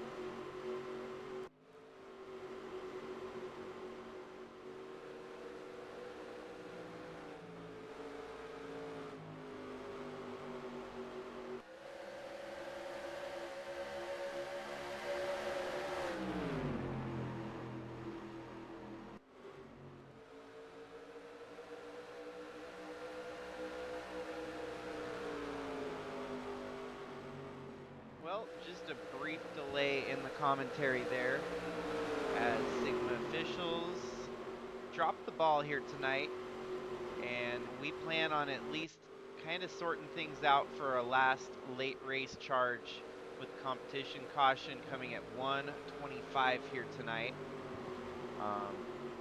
Officials, obviously me at the helm, dialed in the wrong driver to wave around. We were supposed to wave around the 77 of Willow Blake and instead waved around the 77 of Lynn Farrell.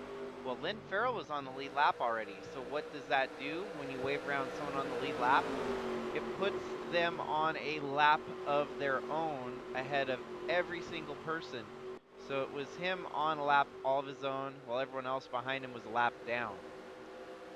To rectify this mistake, Sigma officials black flagged and sent the 77 and unfortunately the 90 of Tim Cording because he drove to get his lap back on the caution, the last one caution that did happen. Alan Malcolm up to second. Lynn Farrell drops back to third. So once we wave this yellow, it's going to be between Alan Malcolm and Tim Cording. This puts us at almost a perfect window at one stop here to make it all the way to the finish, hopefully, with 79 laps remaining.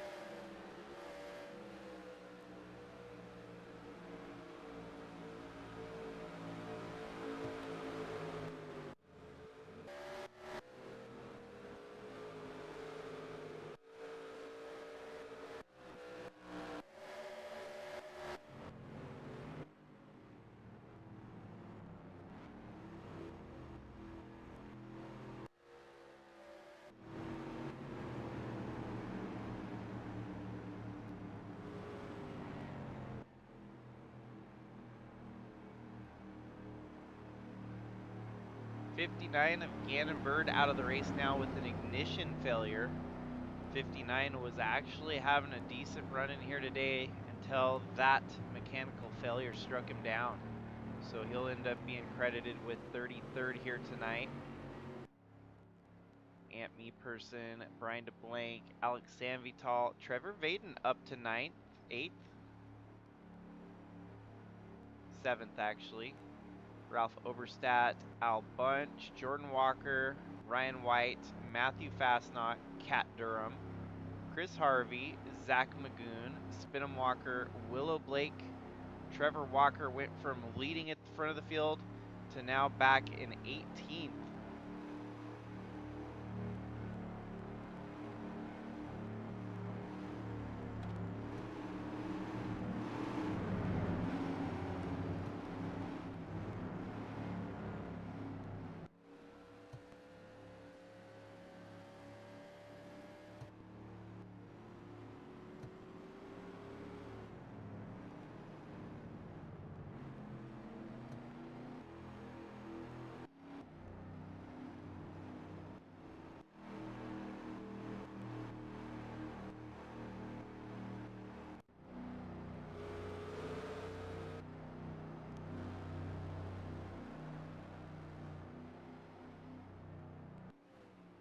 So we're getting set up for the restart here on lap 129.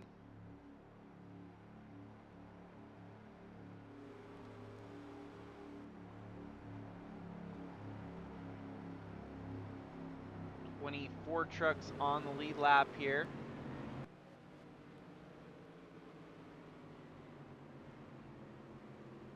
There's honestly no telling what's going to happen on the restart.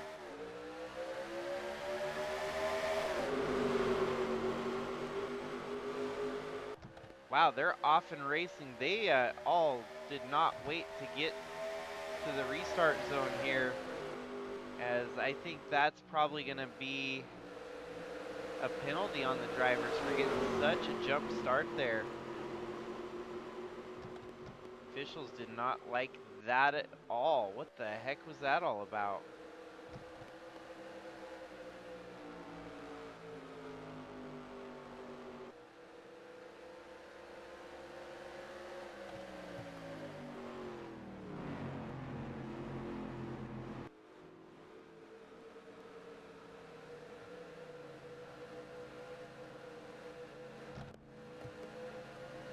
Well, NR is starting to be NR for us again here. Better cautions does not always give us the most realistic racing sometimes. It just gets kind of wonky once in a while. So we'll throw the caution and get this all sorted.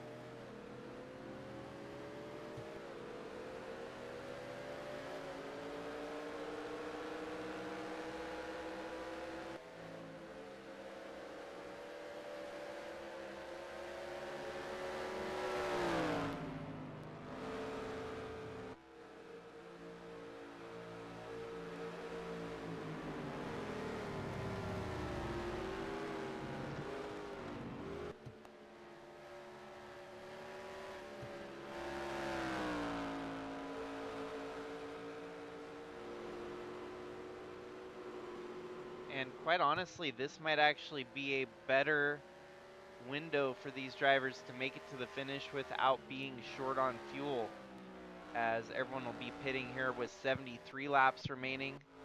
We already know they can go about 70 laps. We'll subtract 3 laps run under caution here.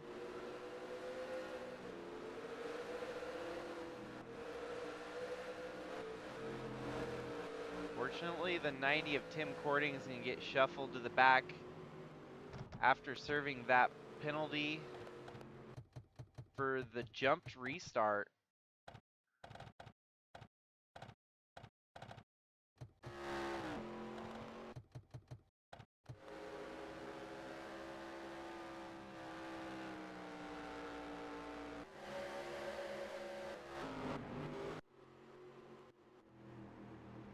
All of our points contenders are going to be towards the back end of the field, as it looks like it's going to be Matthew Fastnot, Brian DeBlank, Lynn Farrell, Trevor Vaden.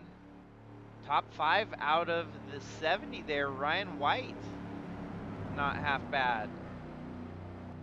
6th, Alan Malcolm. 7th, Al Bunch. 8th, Ant Meeperson. 9th, Willow Blake. And 10th, Ralph Oberstadt.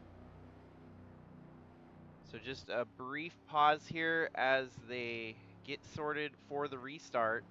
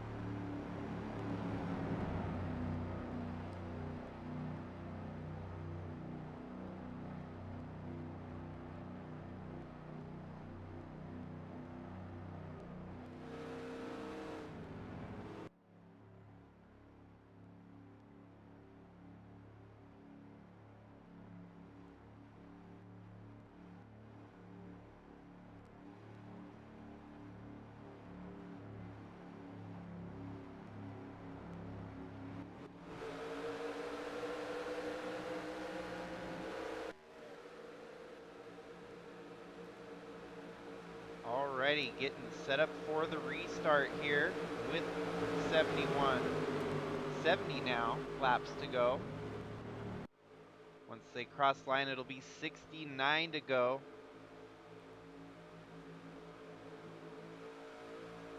And it's Matthew Fastnot, Brian DeBlank leading them here to the green flag.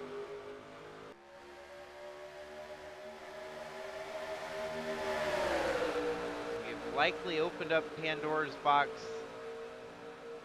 with cautions more than likely to start striking again here. Tim Cording towards the back half of the field. He's going to have to work his way through the mother lode of traffic. Oh, they're 4 wide with the Walker brothers. Tim goes below the Walker brothers. They're almost 5 wide there. That 51 of Zach Magoon. Oh, the 09 had to pit there. I don't know why that is. Unscheduled pit stop perhaps for the 09 of Fastnot. Tim Cording up to 17th. Duking it out with Trevor Walker there, who's running in 16th. Oh, they're gonna wreck, they're gonna wreck. And Willow Blake on the inside, unfortunately nowhere for her to go. Are they gonna stay green after that? Alan Malcolm having to pull down pit road. Man, things just got all kinds out of control there.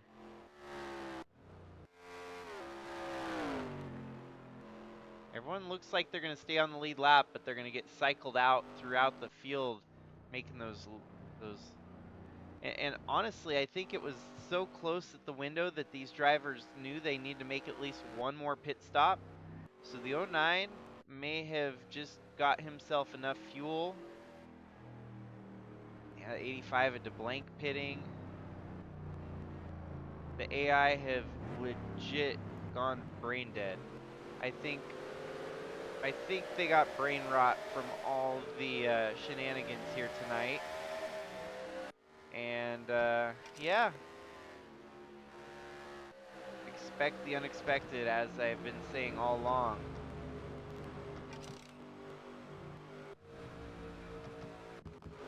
So let's see this wreck go down again here with Willow Blake. She's racing with the 93 and the 12 there for position. Minimal damage to Blake's truck there as she got on the inside and only took a minor licking.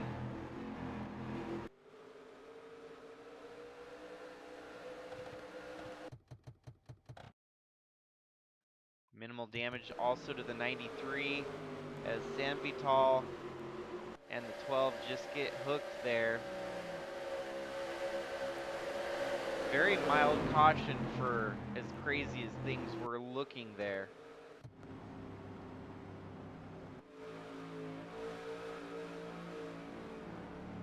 So another late race caution. Things only going to continue to get amped up from here.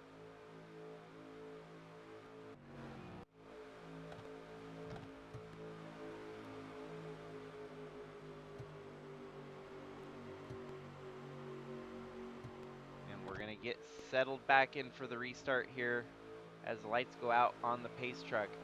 It's going to be Trevor Vaden, Lynn Farrell, Ryan White, Al Bunch, Ralph Oberstadt, Kat Durham, Tim freaking Cording all the way up to 7th after he had to restart in 28th.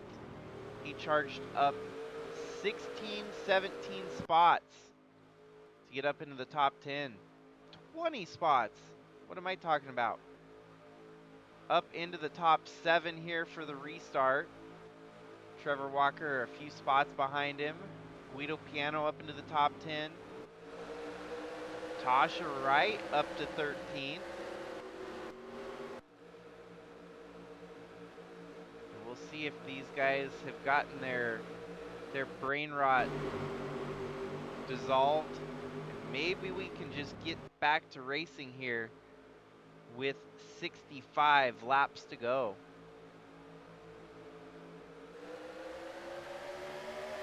There's a great potential here for a first-time winner tonight alone. The way it's setting up, we've got some interesting names at the front of the field. 3 wide for second. Trevor Vaden takes over the lead, but Ryan White up to second. Your sprint qualifying winner fighting for the front of the field. Krista Cower gets out of sorts there, drops backwards. 3 wide. Trevor Walker stuck up high there.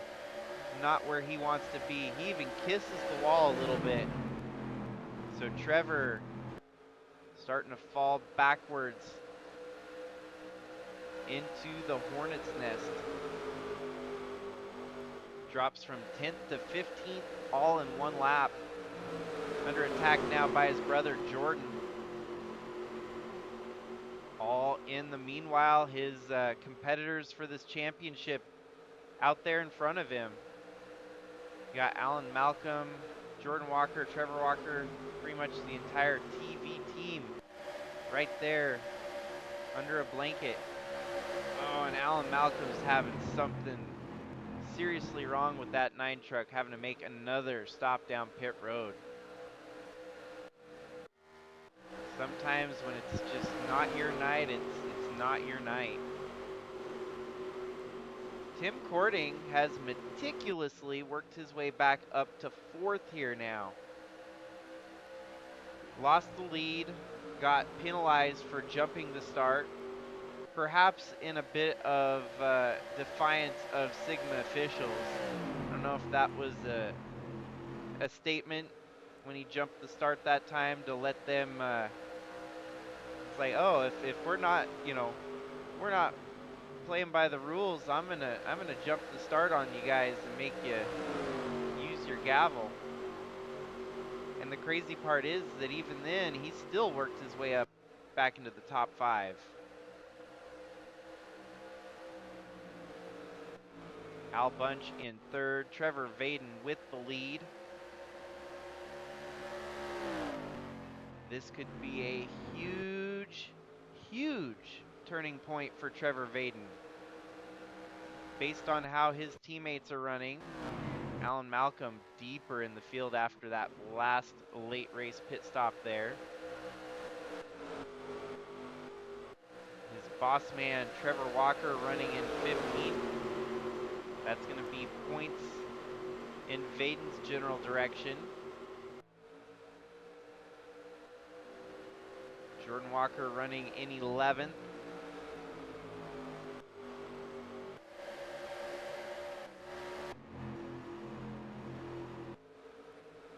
This one here impresses me. Every time Guido Piano has a shot, he finds a way to just kind of, on his bad days, get better. And that's exactly what he's done here tonight. He hasn't had a great day, but he's found a way to get better as the race has progressed on.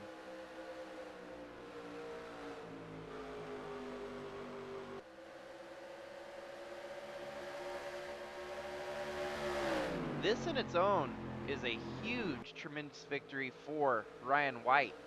No matter what happens here tonight, running up front, fighting for the win, on a night where he had to come through the sprint qualifier, that's saying something.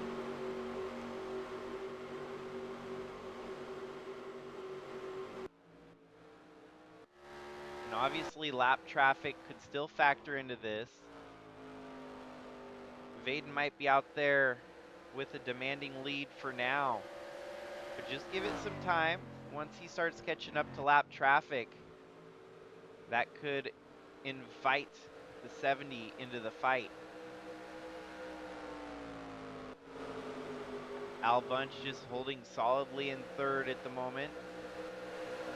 Cat Durham with a great run. Tim Cording trying to maximize points gained here tonight while his championship rivals are struggling a little bit. Tasha trying to help where she can to keep the 10 behind her. That'll benefit her teammate Tim Cording to some degree here. Trevor Walker running in 15th.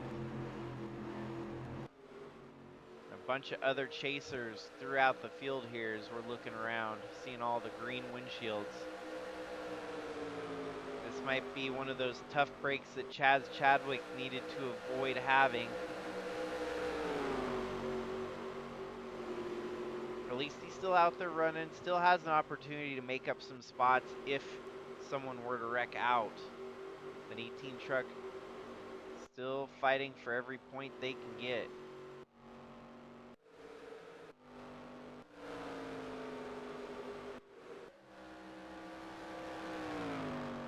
Trevor Vaden turning 36.5 second laps. Pair that up against Ryan White, who just turned a 36.9. So he's about a full half second faster than second place. Just like that, Al Bunch with a full head of steam trying to go around the outside of Ryan White here. This number 70, definitely a David team racing amongst the Goliaths.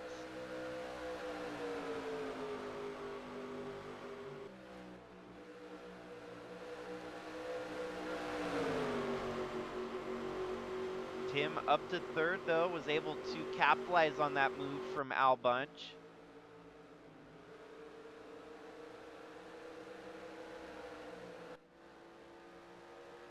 Wow, Trevor Vaden nearly in the realm of his best lap these last couple laps. 36.5 just compared to his best lap of a 36.4. So Trevor Vaden out there trying to turn qualifying laps right now.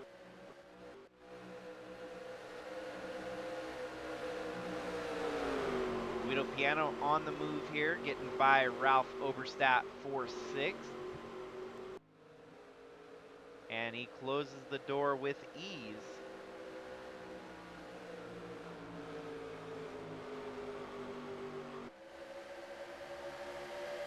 Jordan Walker ends up getting by Tasha Wright for 10th. And now has his sights set on Lynn Farrell in 9th.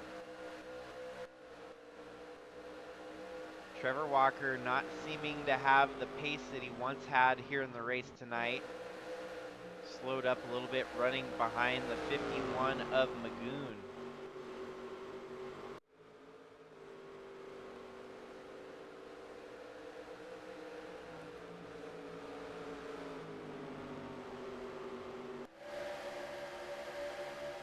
Now, the way things run right now, it's only going to help benefit tightening this battle back up yet again, where we've seen it kind of ebb and flow as of recent. Jordan Walker has 59-point deficit to make up on his brother Trevor. Or actually a 48-point deficit, so he's going to start cracking into that 48 gap as he sits about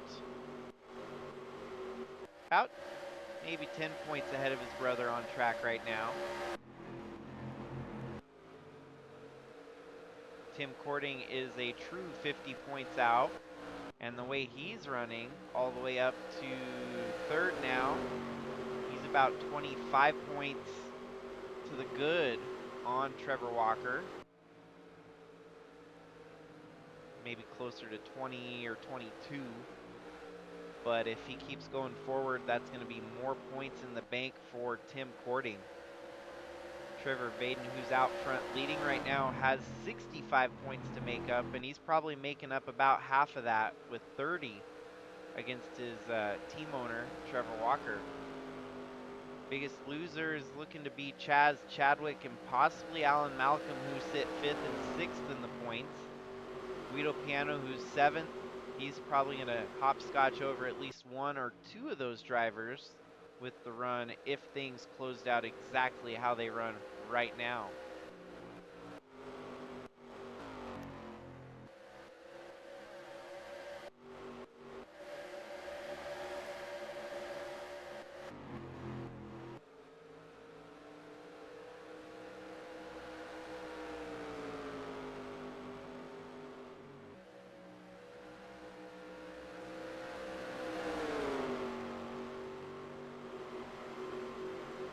Crazy part is earlier in the race, the fastest lap was set by Trevor Walker, and that fast lap still stands for Trevor. He has not had that fast lap beaten yet by anyone.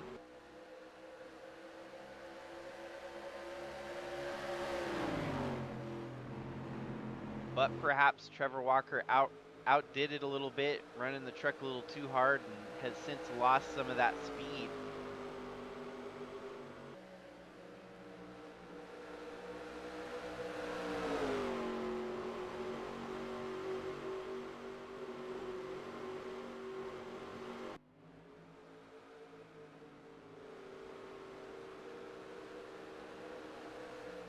And there goes Tim Courting for second place now.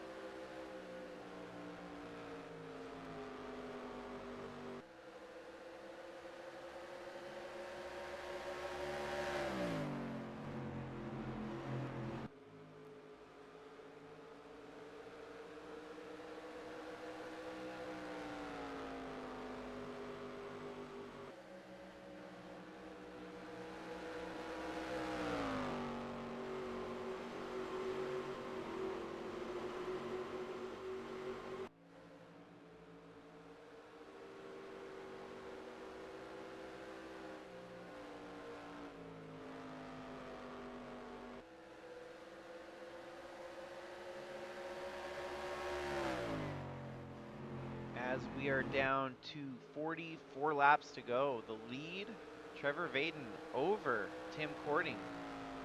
Nearly 7 seconds the advantage.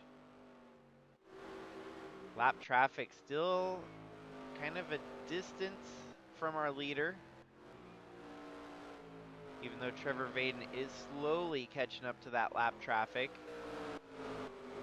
Once he does, that may very well slow him up a little bit to help boost the chance of the 90 catching up. Trevor Walker makes up a spot. He's in 14th now. Walker brothers kind of fighting from the back right now, but picking them off one by one. Chris Harvey, even after being involved in that most recent caution, still running solidly in the top 10.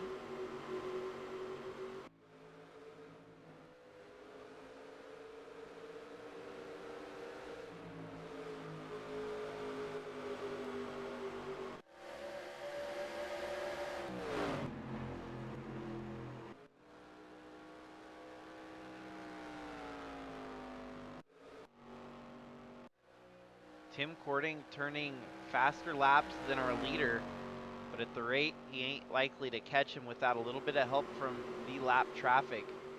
He's chopped it down to 6.5 seconds, so he's gotten about half a second back from the lead. But he's only getting about 1/10 a lap at the moment faster laps than your leader.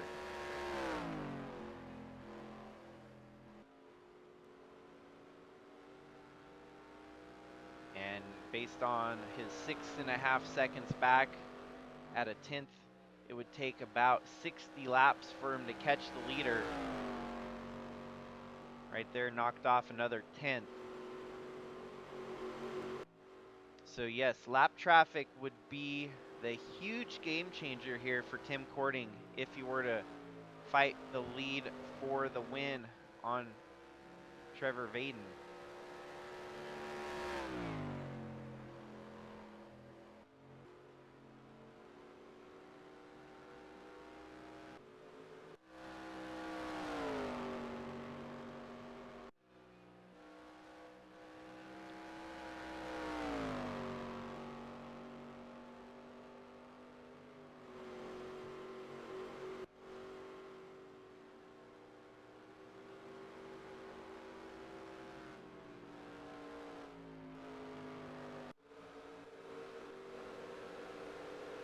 There's a pair of TRD teammates, Al Bunch and Guido Piano. 5th, 6th. And not too far behind them in 7th, that is the 3 of Ralph Oberstadt with a solid race going here tonight. This might be the best spot for position battles that we've had in a while here. It looks like Oberstadt getting around to the 19. Oberstadt had to lay up there. That's going to open the door to allow the 10 perhaps to make a move. Jordan Walker goes way low and ends up losing a lot of ground to the 3.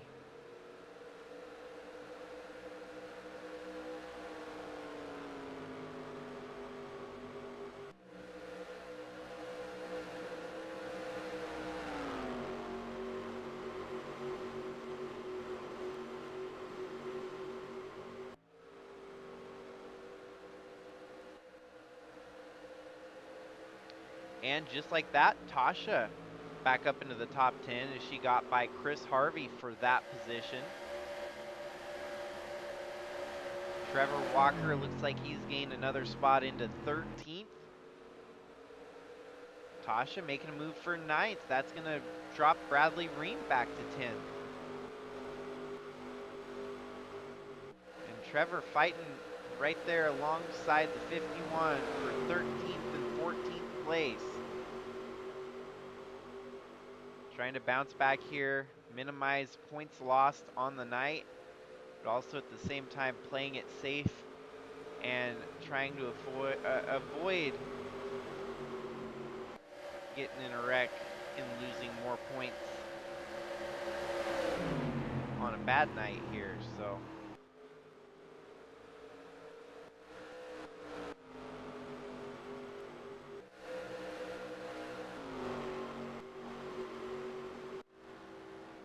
in the meantime, Tim Cording has cut the lead down to 6 seconds, the deficit.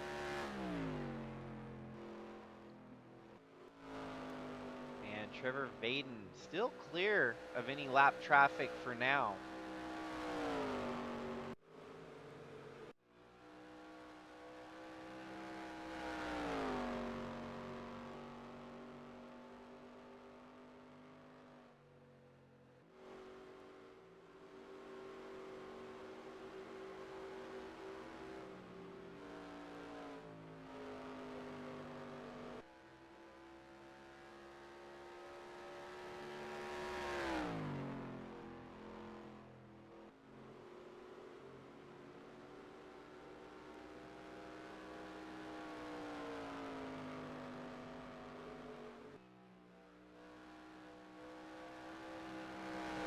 So after tonight, the next stream you guys will be left with for a little while will be our Music Fest Grand Prix next week.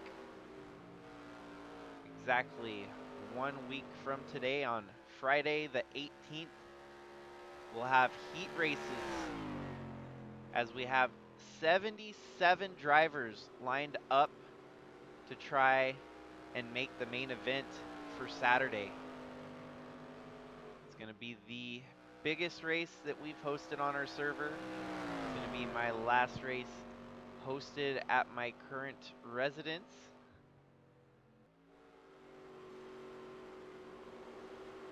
And I'm excited to go out with a bang, giving us one of the most highly anticipated races in 2024 from our server. Give it the light of day here in just a week.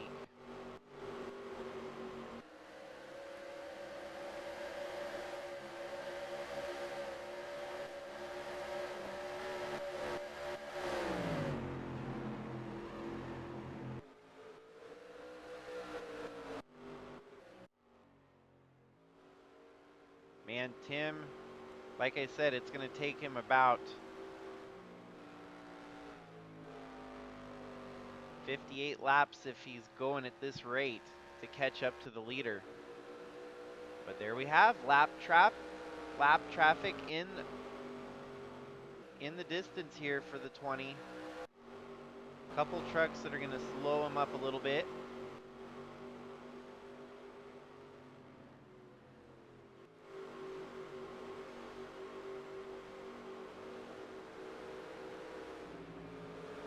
Well, even better for Tim, they're side by side. That's going to hold Trevor. Oh, Trevor hooks the 76. Not even trying to race around the 76, just drives right through him. Shy Turtle did not anticipate getting a bump check there. Vaden loses a full second on his lap time there. That's going to help. Yeah, Tim just knocked the second off. He was about 6. Now he's down to 5.2, being the deficit to the leader.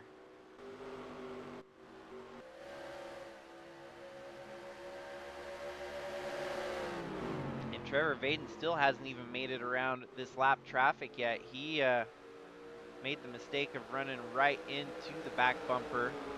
Shy Turtle there. And now he turned another 37.4. Tim Cording just turned a 36.8. He is now down to the 4.5 second deficit ratio.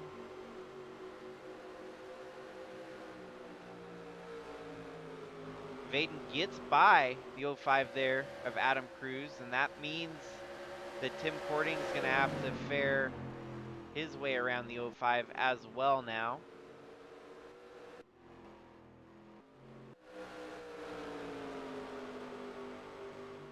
.37 flat for Trevor Vaden that lap, compared up to another 36.8 from Tim Cording. 4.4 seconds the deficit.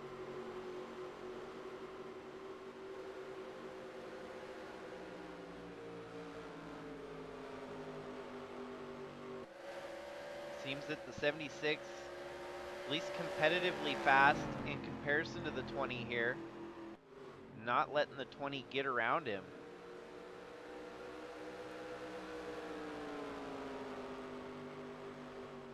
.37.1 matched up to a 37.0. So he didn't gain as much time that lap, as his tires also starting to fall off a little bit. Vaden holding that ever precious lead at the moment. Uh-oh, the 10 dropped back to, oh, he's up to 6th. And Trevor Walker up to 13th. So Jordan Walker on the move here, as the 19, Guido Piano, dropping back a little bit.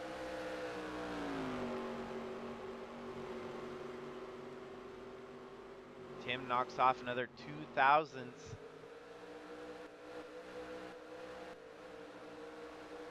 Tasha now up to 7th. Guido Piano running in 9th. Trevor Walker looks like he'll be in 12th there briefly.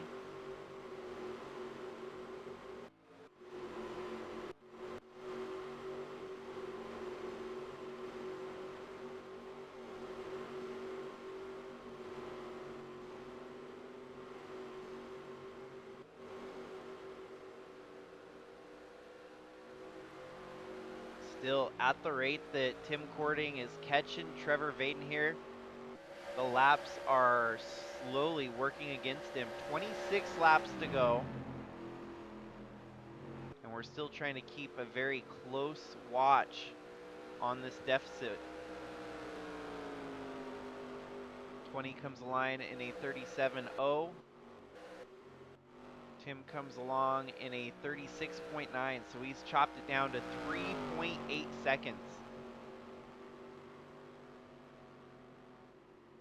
If he can keep doing that, it's going to be close. He might very well be on his back bumper with just a handful of laps to go.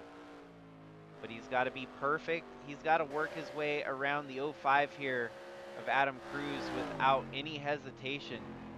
If Adam Cruz holds up Tim Cording for even a brief moment, it might be game over.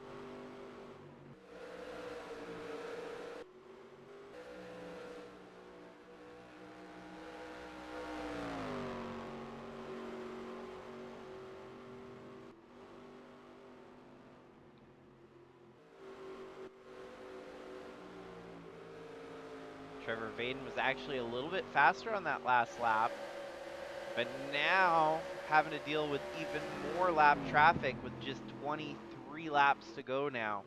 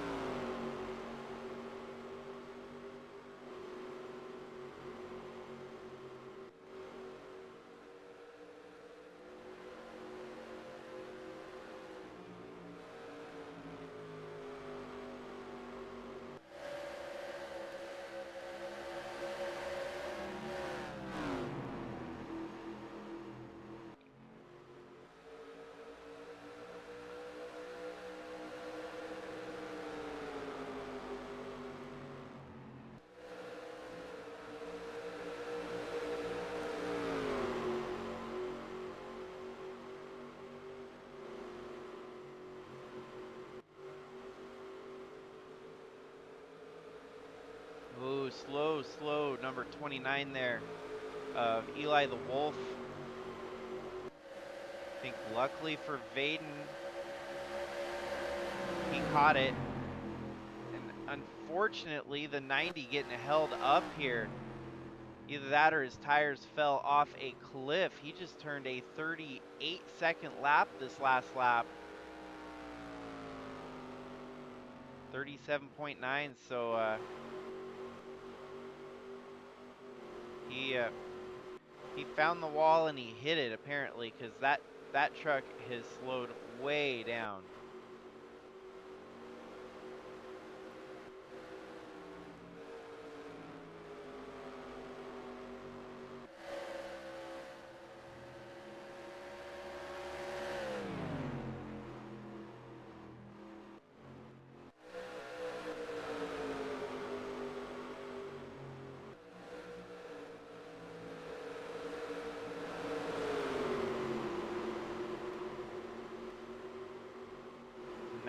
Laps remaining. It's Trevor Vaden slicing and dicing through the lap traffic here. Vaden has to let way up there. He's struggling right now. 23 wide with lap traffic there. Tim Cording gets around the 05. Vaden starts to steer clear of lap traffic, but I think we might have a race on our hands before long. That might have been a 39-second. Yes, it was. 39.3 second lap. Tim Cording is within 2.6 seconds of Trevor Vaden now. But there is 3 lap trucks separating the two of them. So he's going to have to work his way through some dense traffic here as Trevor Vaden has clear track ahead of him.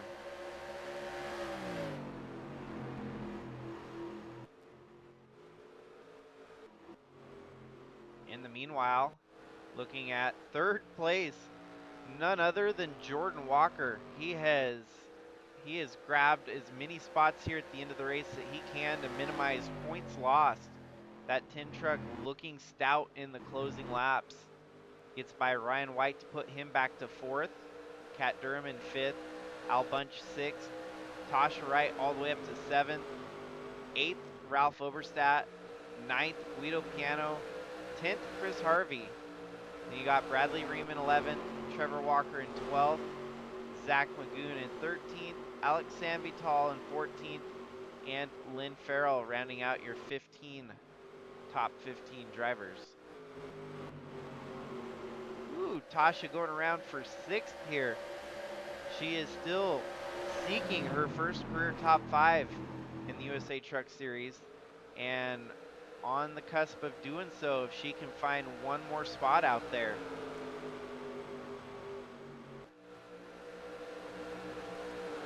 '22 of Kat Durham, definitely a driver that she could catch up to and pass.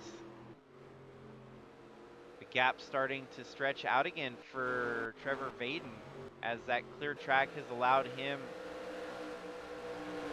to expand his lead to a 3.3 second gap.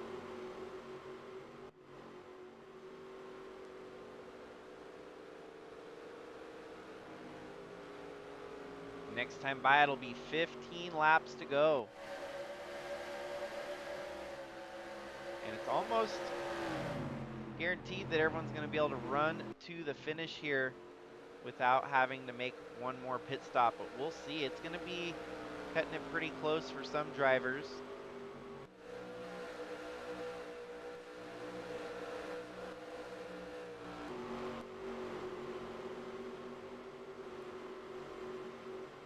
That 3.3 second lead has now grown to 3.7. Now Trevor needing to work around the 29 here of Eli the Wolf. This is often where we see mistakes made, where momentum gets cut. That 29 holds him up too much. He might lose a gap here that he is so built up on 90 of Tim Cording.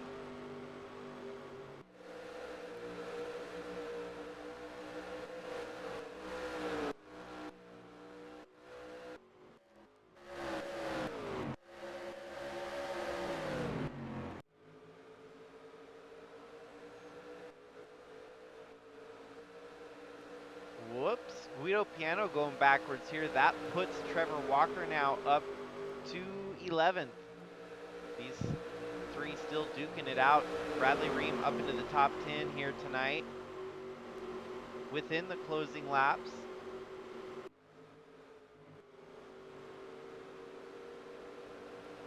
Tosh was way slow on that inside line. Hopefully she's not having to save fuel here.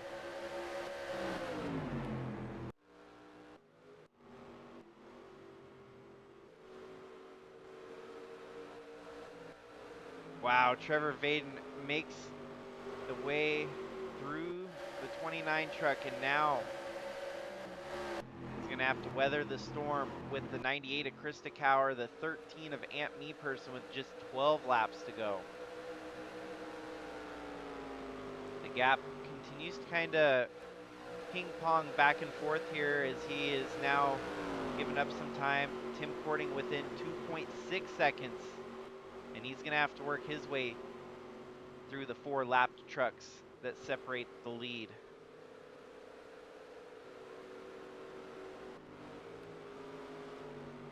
Lappers racing side by side here. That's going to make things harder.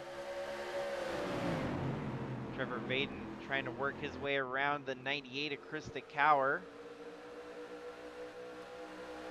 With success there. 98 dropping backwards. Shy Turtle might be on the attack here. Fight for his lap back from the leader.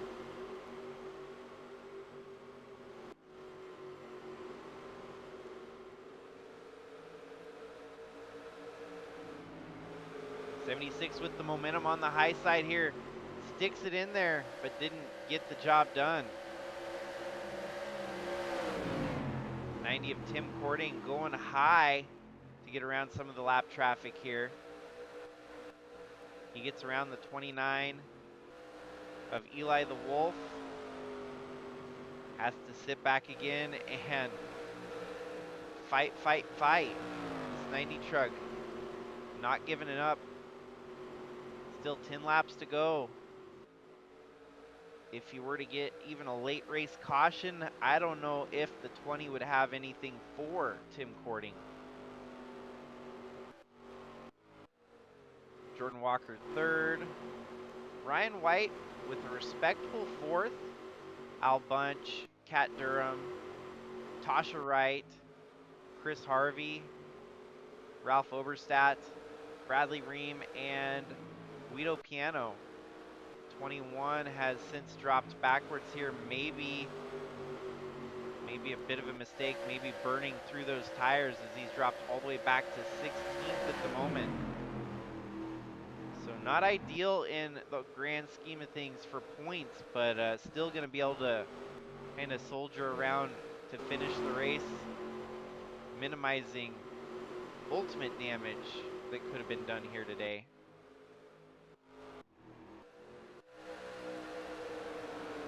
The gap has shrunk to the lowest it's been in a while, 1.18 seconds as Tim Cording now working his way through lap traffic. He can see Trevor Vaden in the distance. Vaden having to work through some more lap traffic here. Oh, and Vaden makes a mistake. Vaden under attack by the lap traffic now. Tim Cording is going to be right there in his wheelhouse.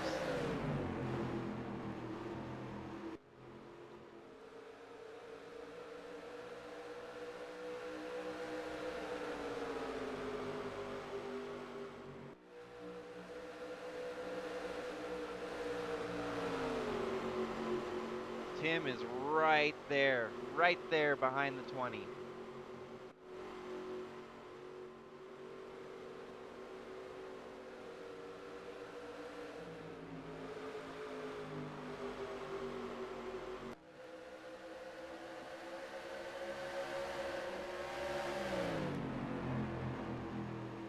So it's going to be down to KBM versus TV with 5 laps to go.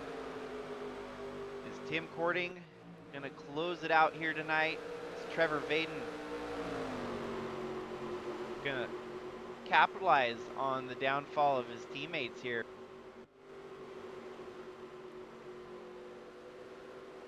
I wouldn't say it's a must-win yet for everyone, but it pretty much is a must-win for anyone not named Trevor Walker at this moment, because Trevor Walker has such a sizable points lead on the rest of the competitors. A win here tonight goes a long way in getting them back into the fight when we'll only have 3 races left to go to determine a champion. Vaden is holding on for dear life. That truck has gone away in a bad way here. And Tim Cording, with a little bit more speed in the 90 truck, is trying to find his way around the 20. But Vaden holding, driving a clean race, steering clear of trouble. And it's going to come down to these final 3-4 laps.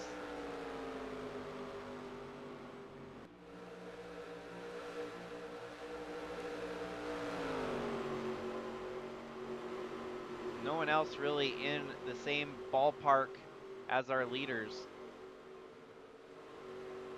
Looks like Trevor Walker has fallen back and settled into 15th.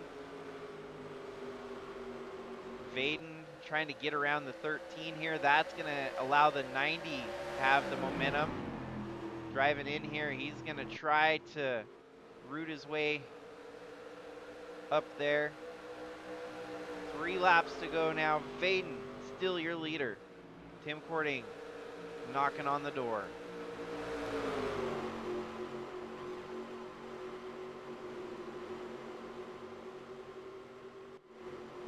and this is, ooh, and Tim had to let up because the 13 let up there. That could almost seal the deal for Trevor Vaden if Tim Cording can't get around the 13 here. He's going to have to make a move now or never. As it's down to just 2 laps to go, Vaden cruising at the front here. Might be slower than he'd like, but he's definitely outperforming his competition for the win.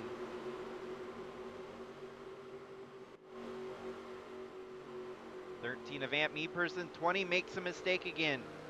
And that's going to close this race back up. 90 makes a mistake there.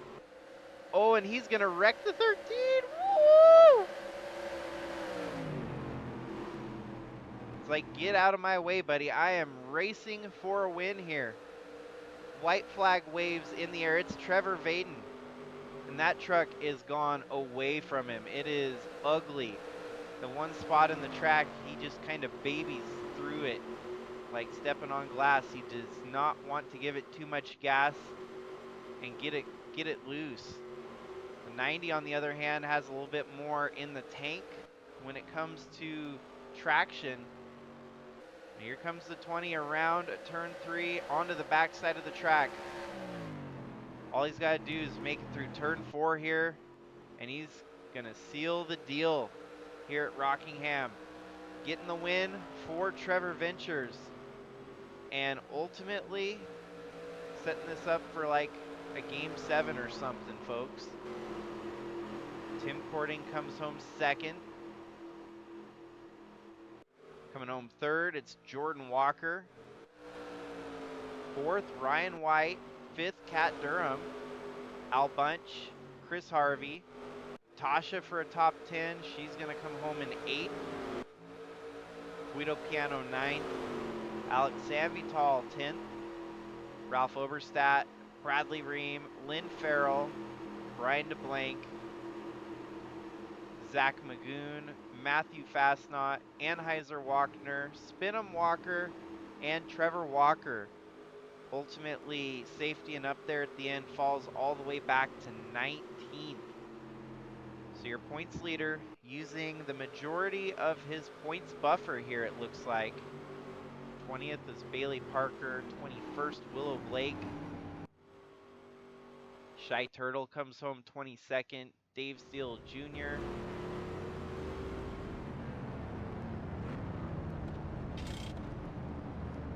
But that is a wrap here tonight from Rockingham, the great UK.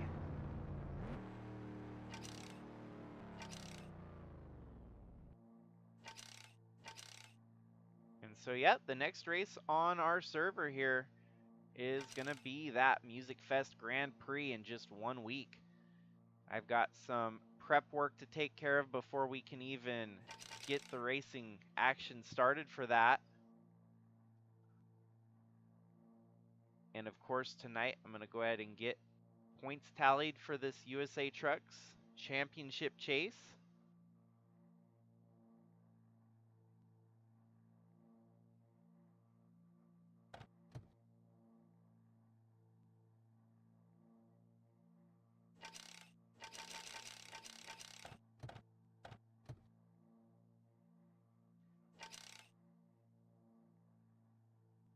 Ultimately, congratulations to Trevor Vaden on sealing the deal here tonight.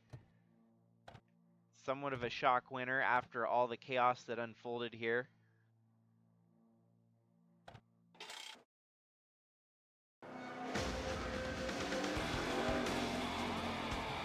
Greg, did you have any ignition problems?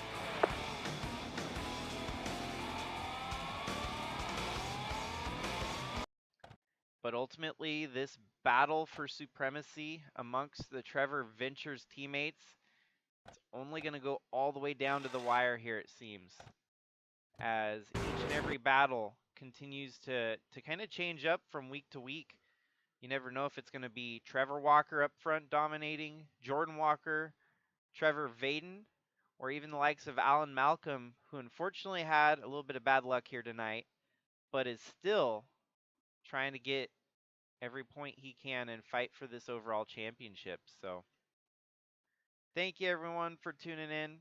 Hopefully you enjoyed this stream, the race. Great racing action here from Rockingham here tonight. And yeah, congrats Trevor Vaden getting that win. And we'll be on to the next one, first week of November for this USA Trucks Chase. So have a great night, everyone. Stay safe out there.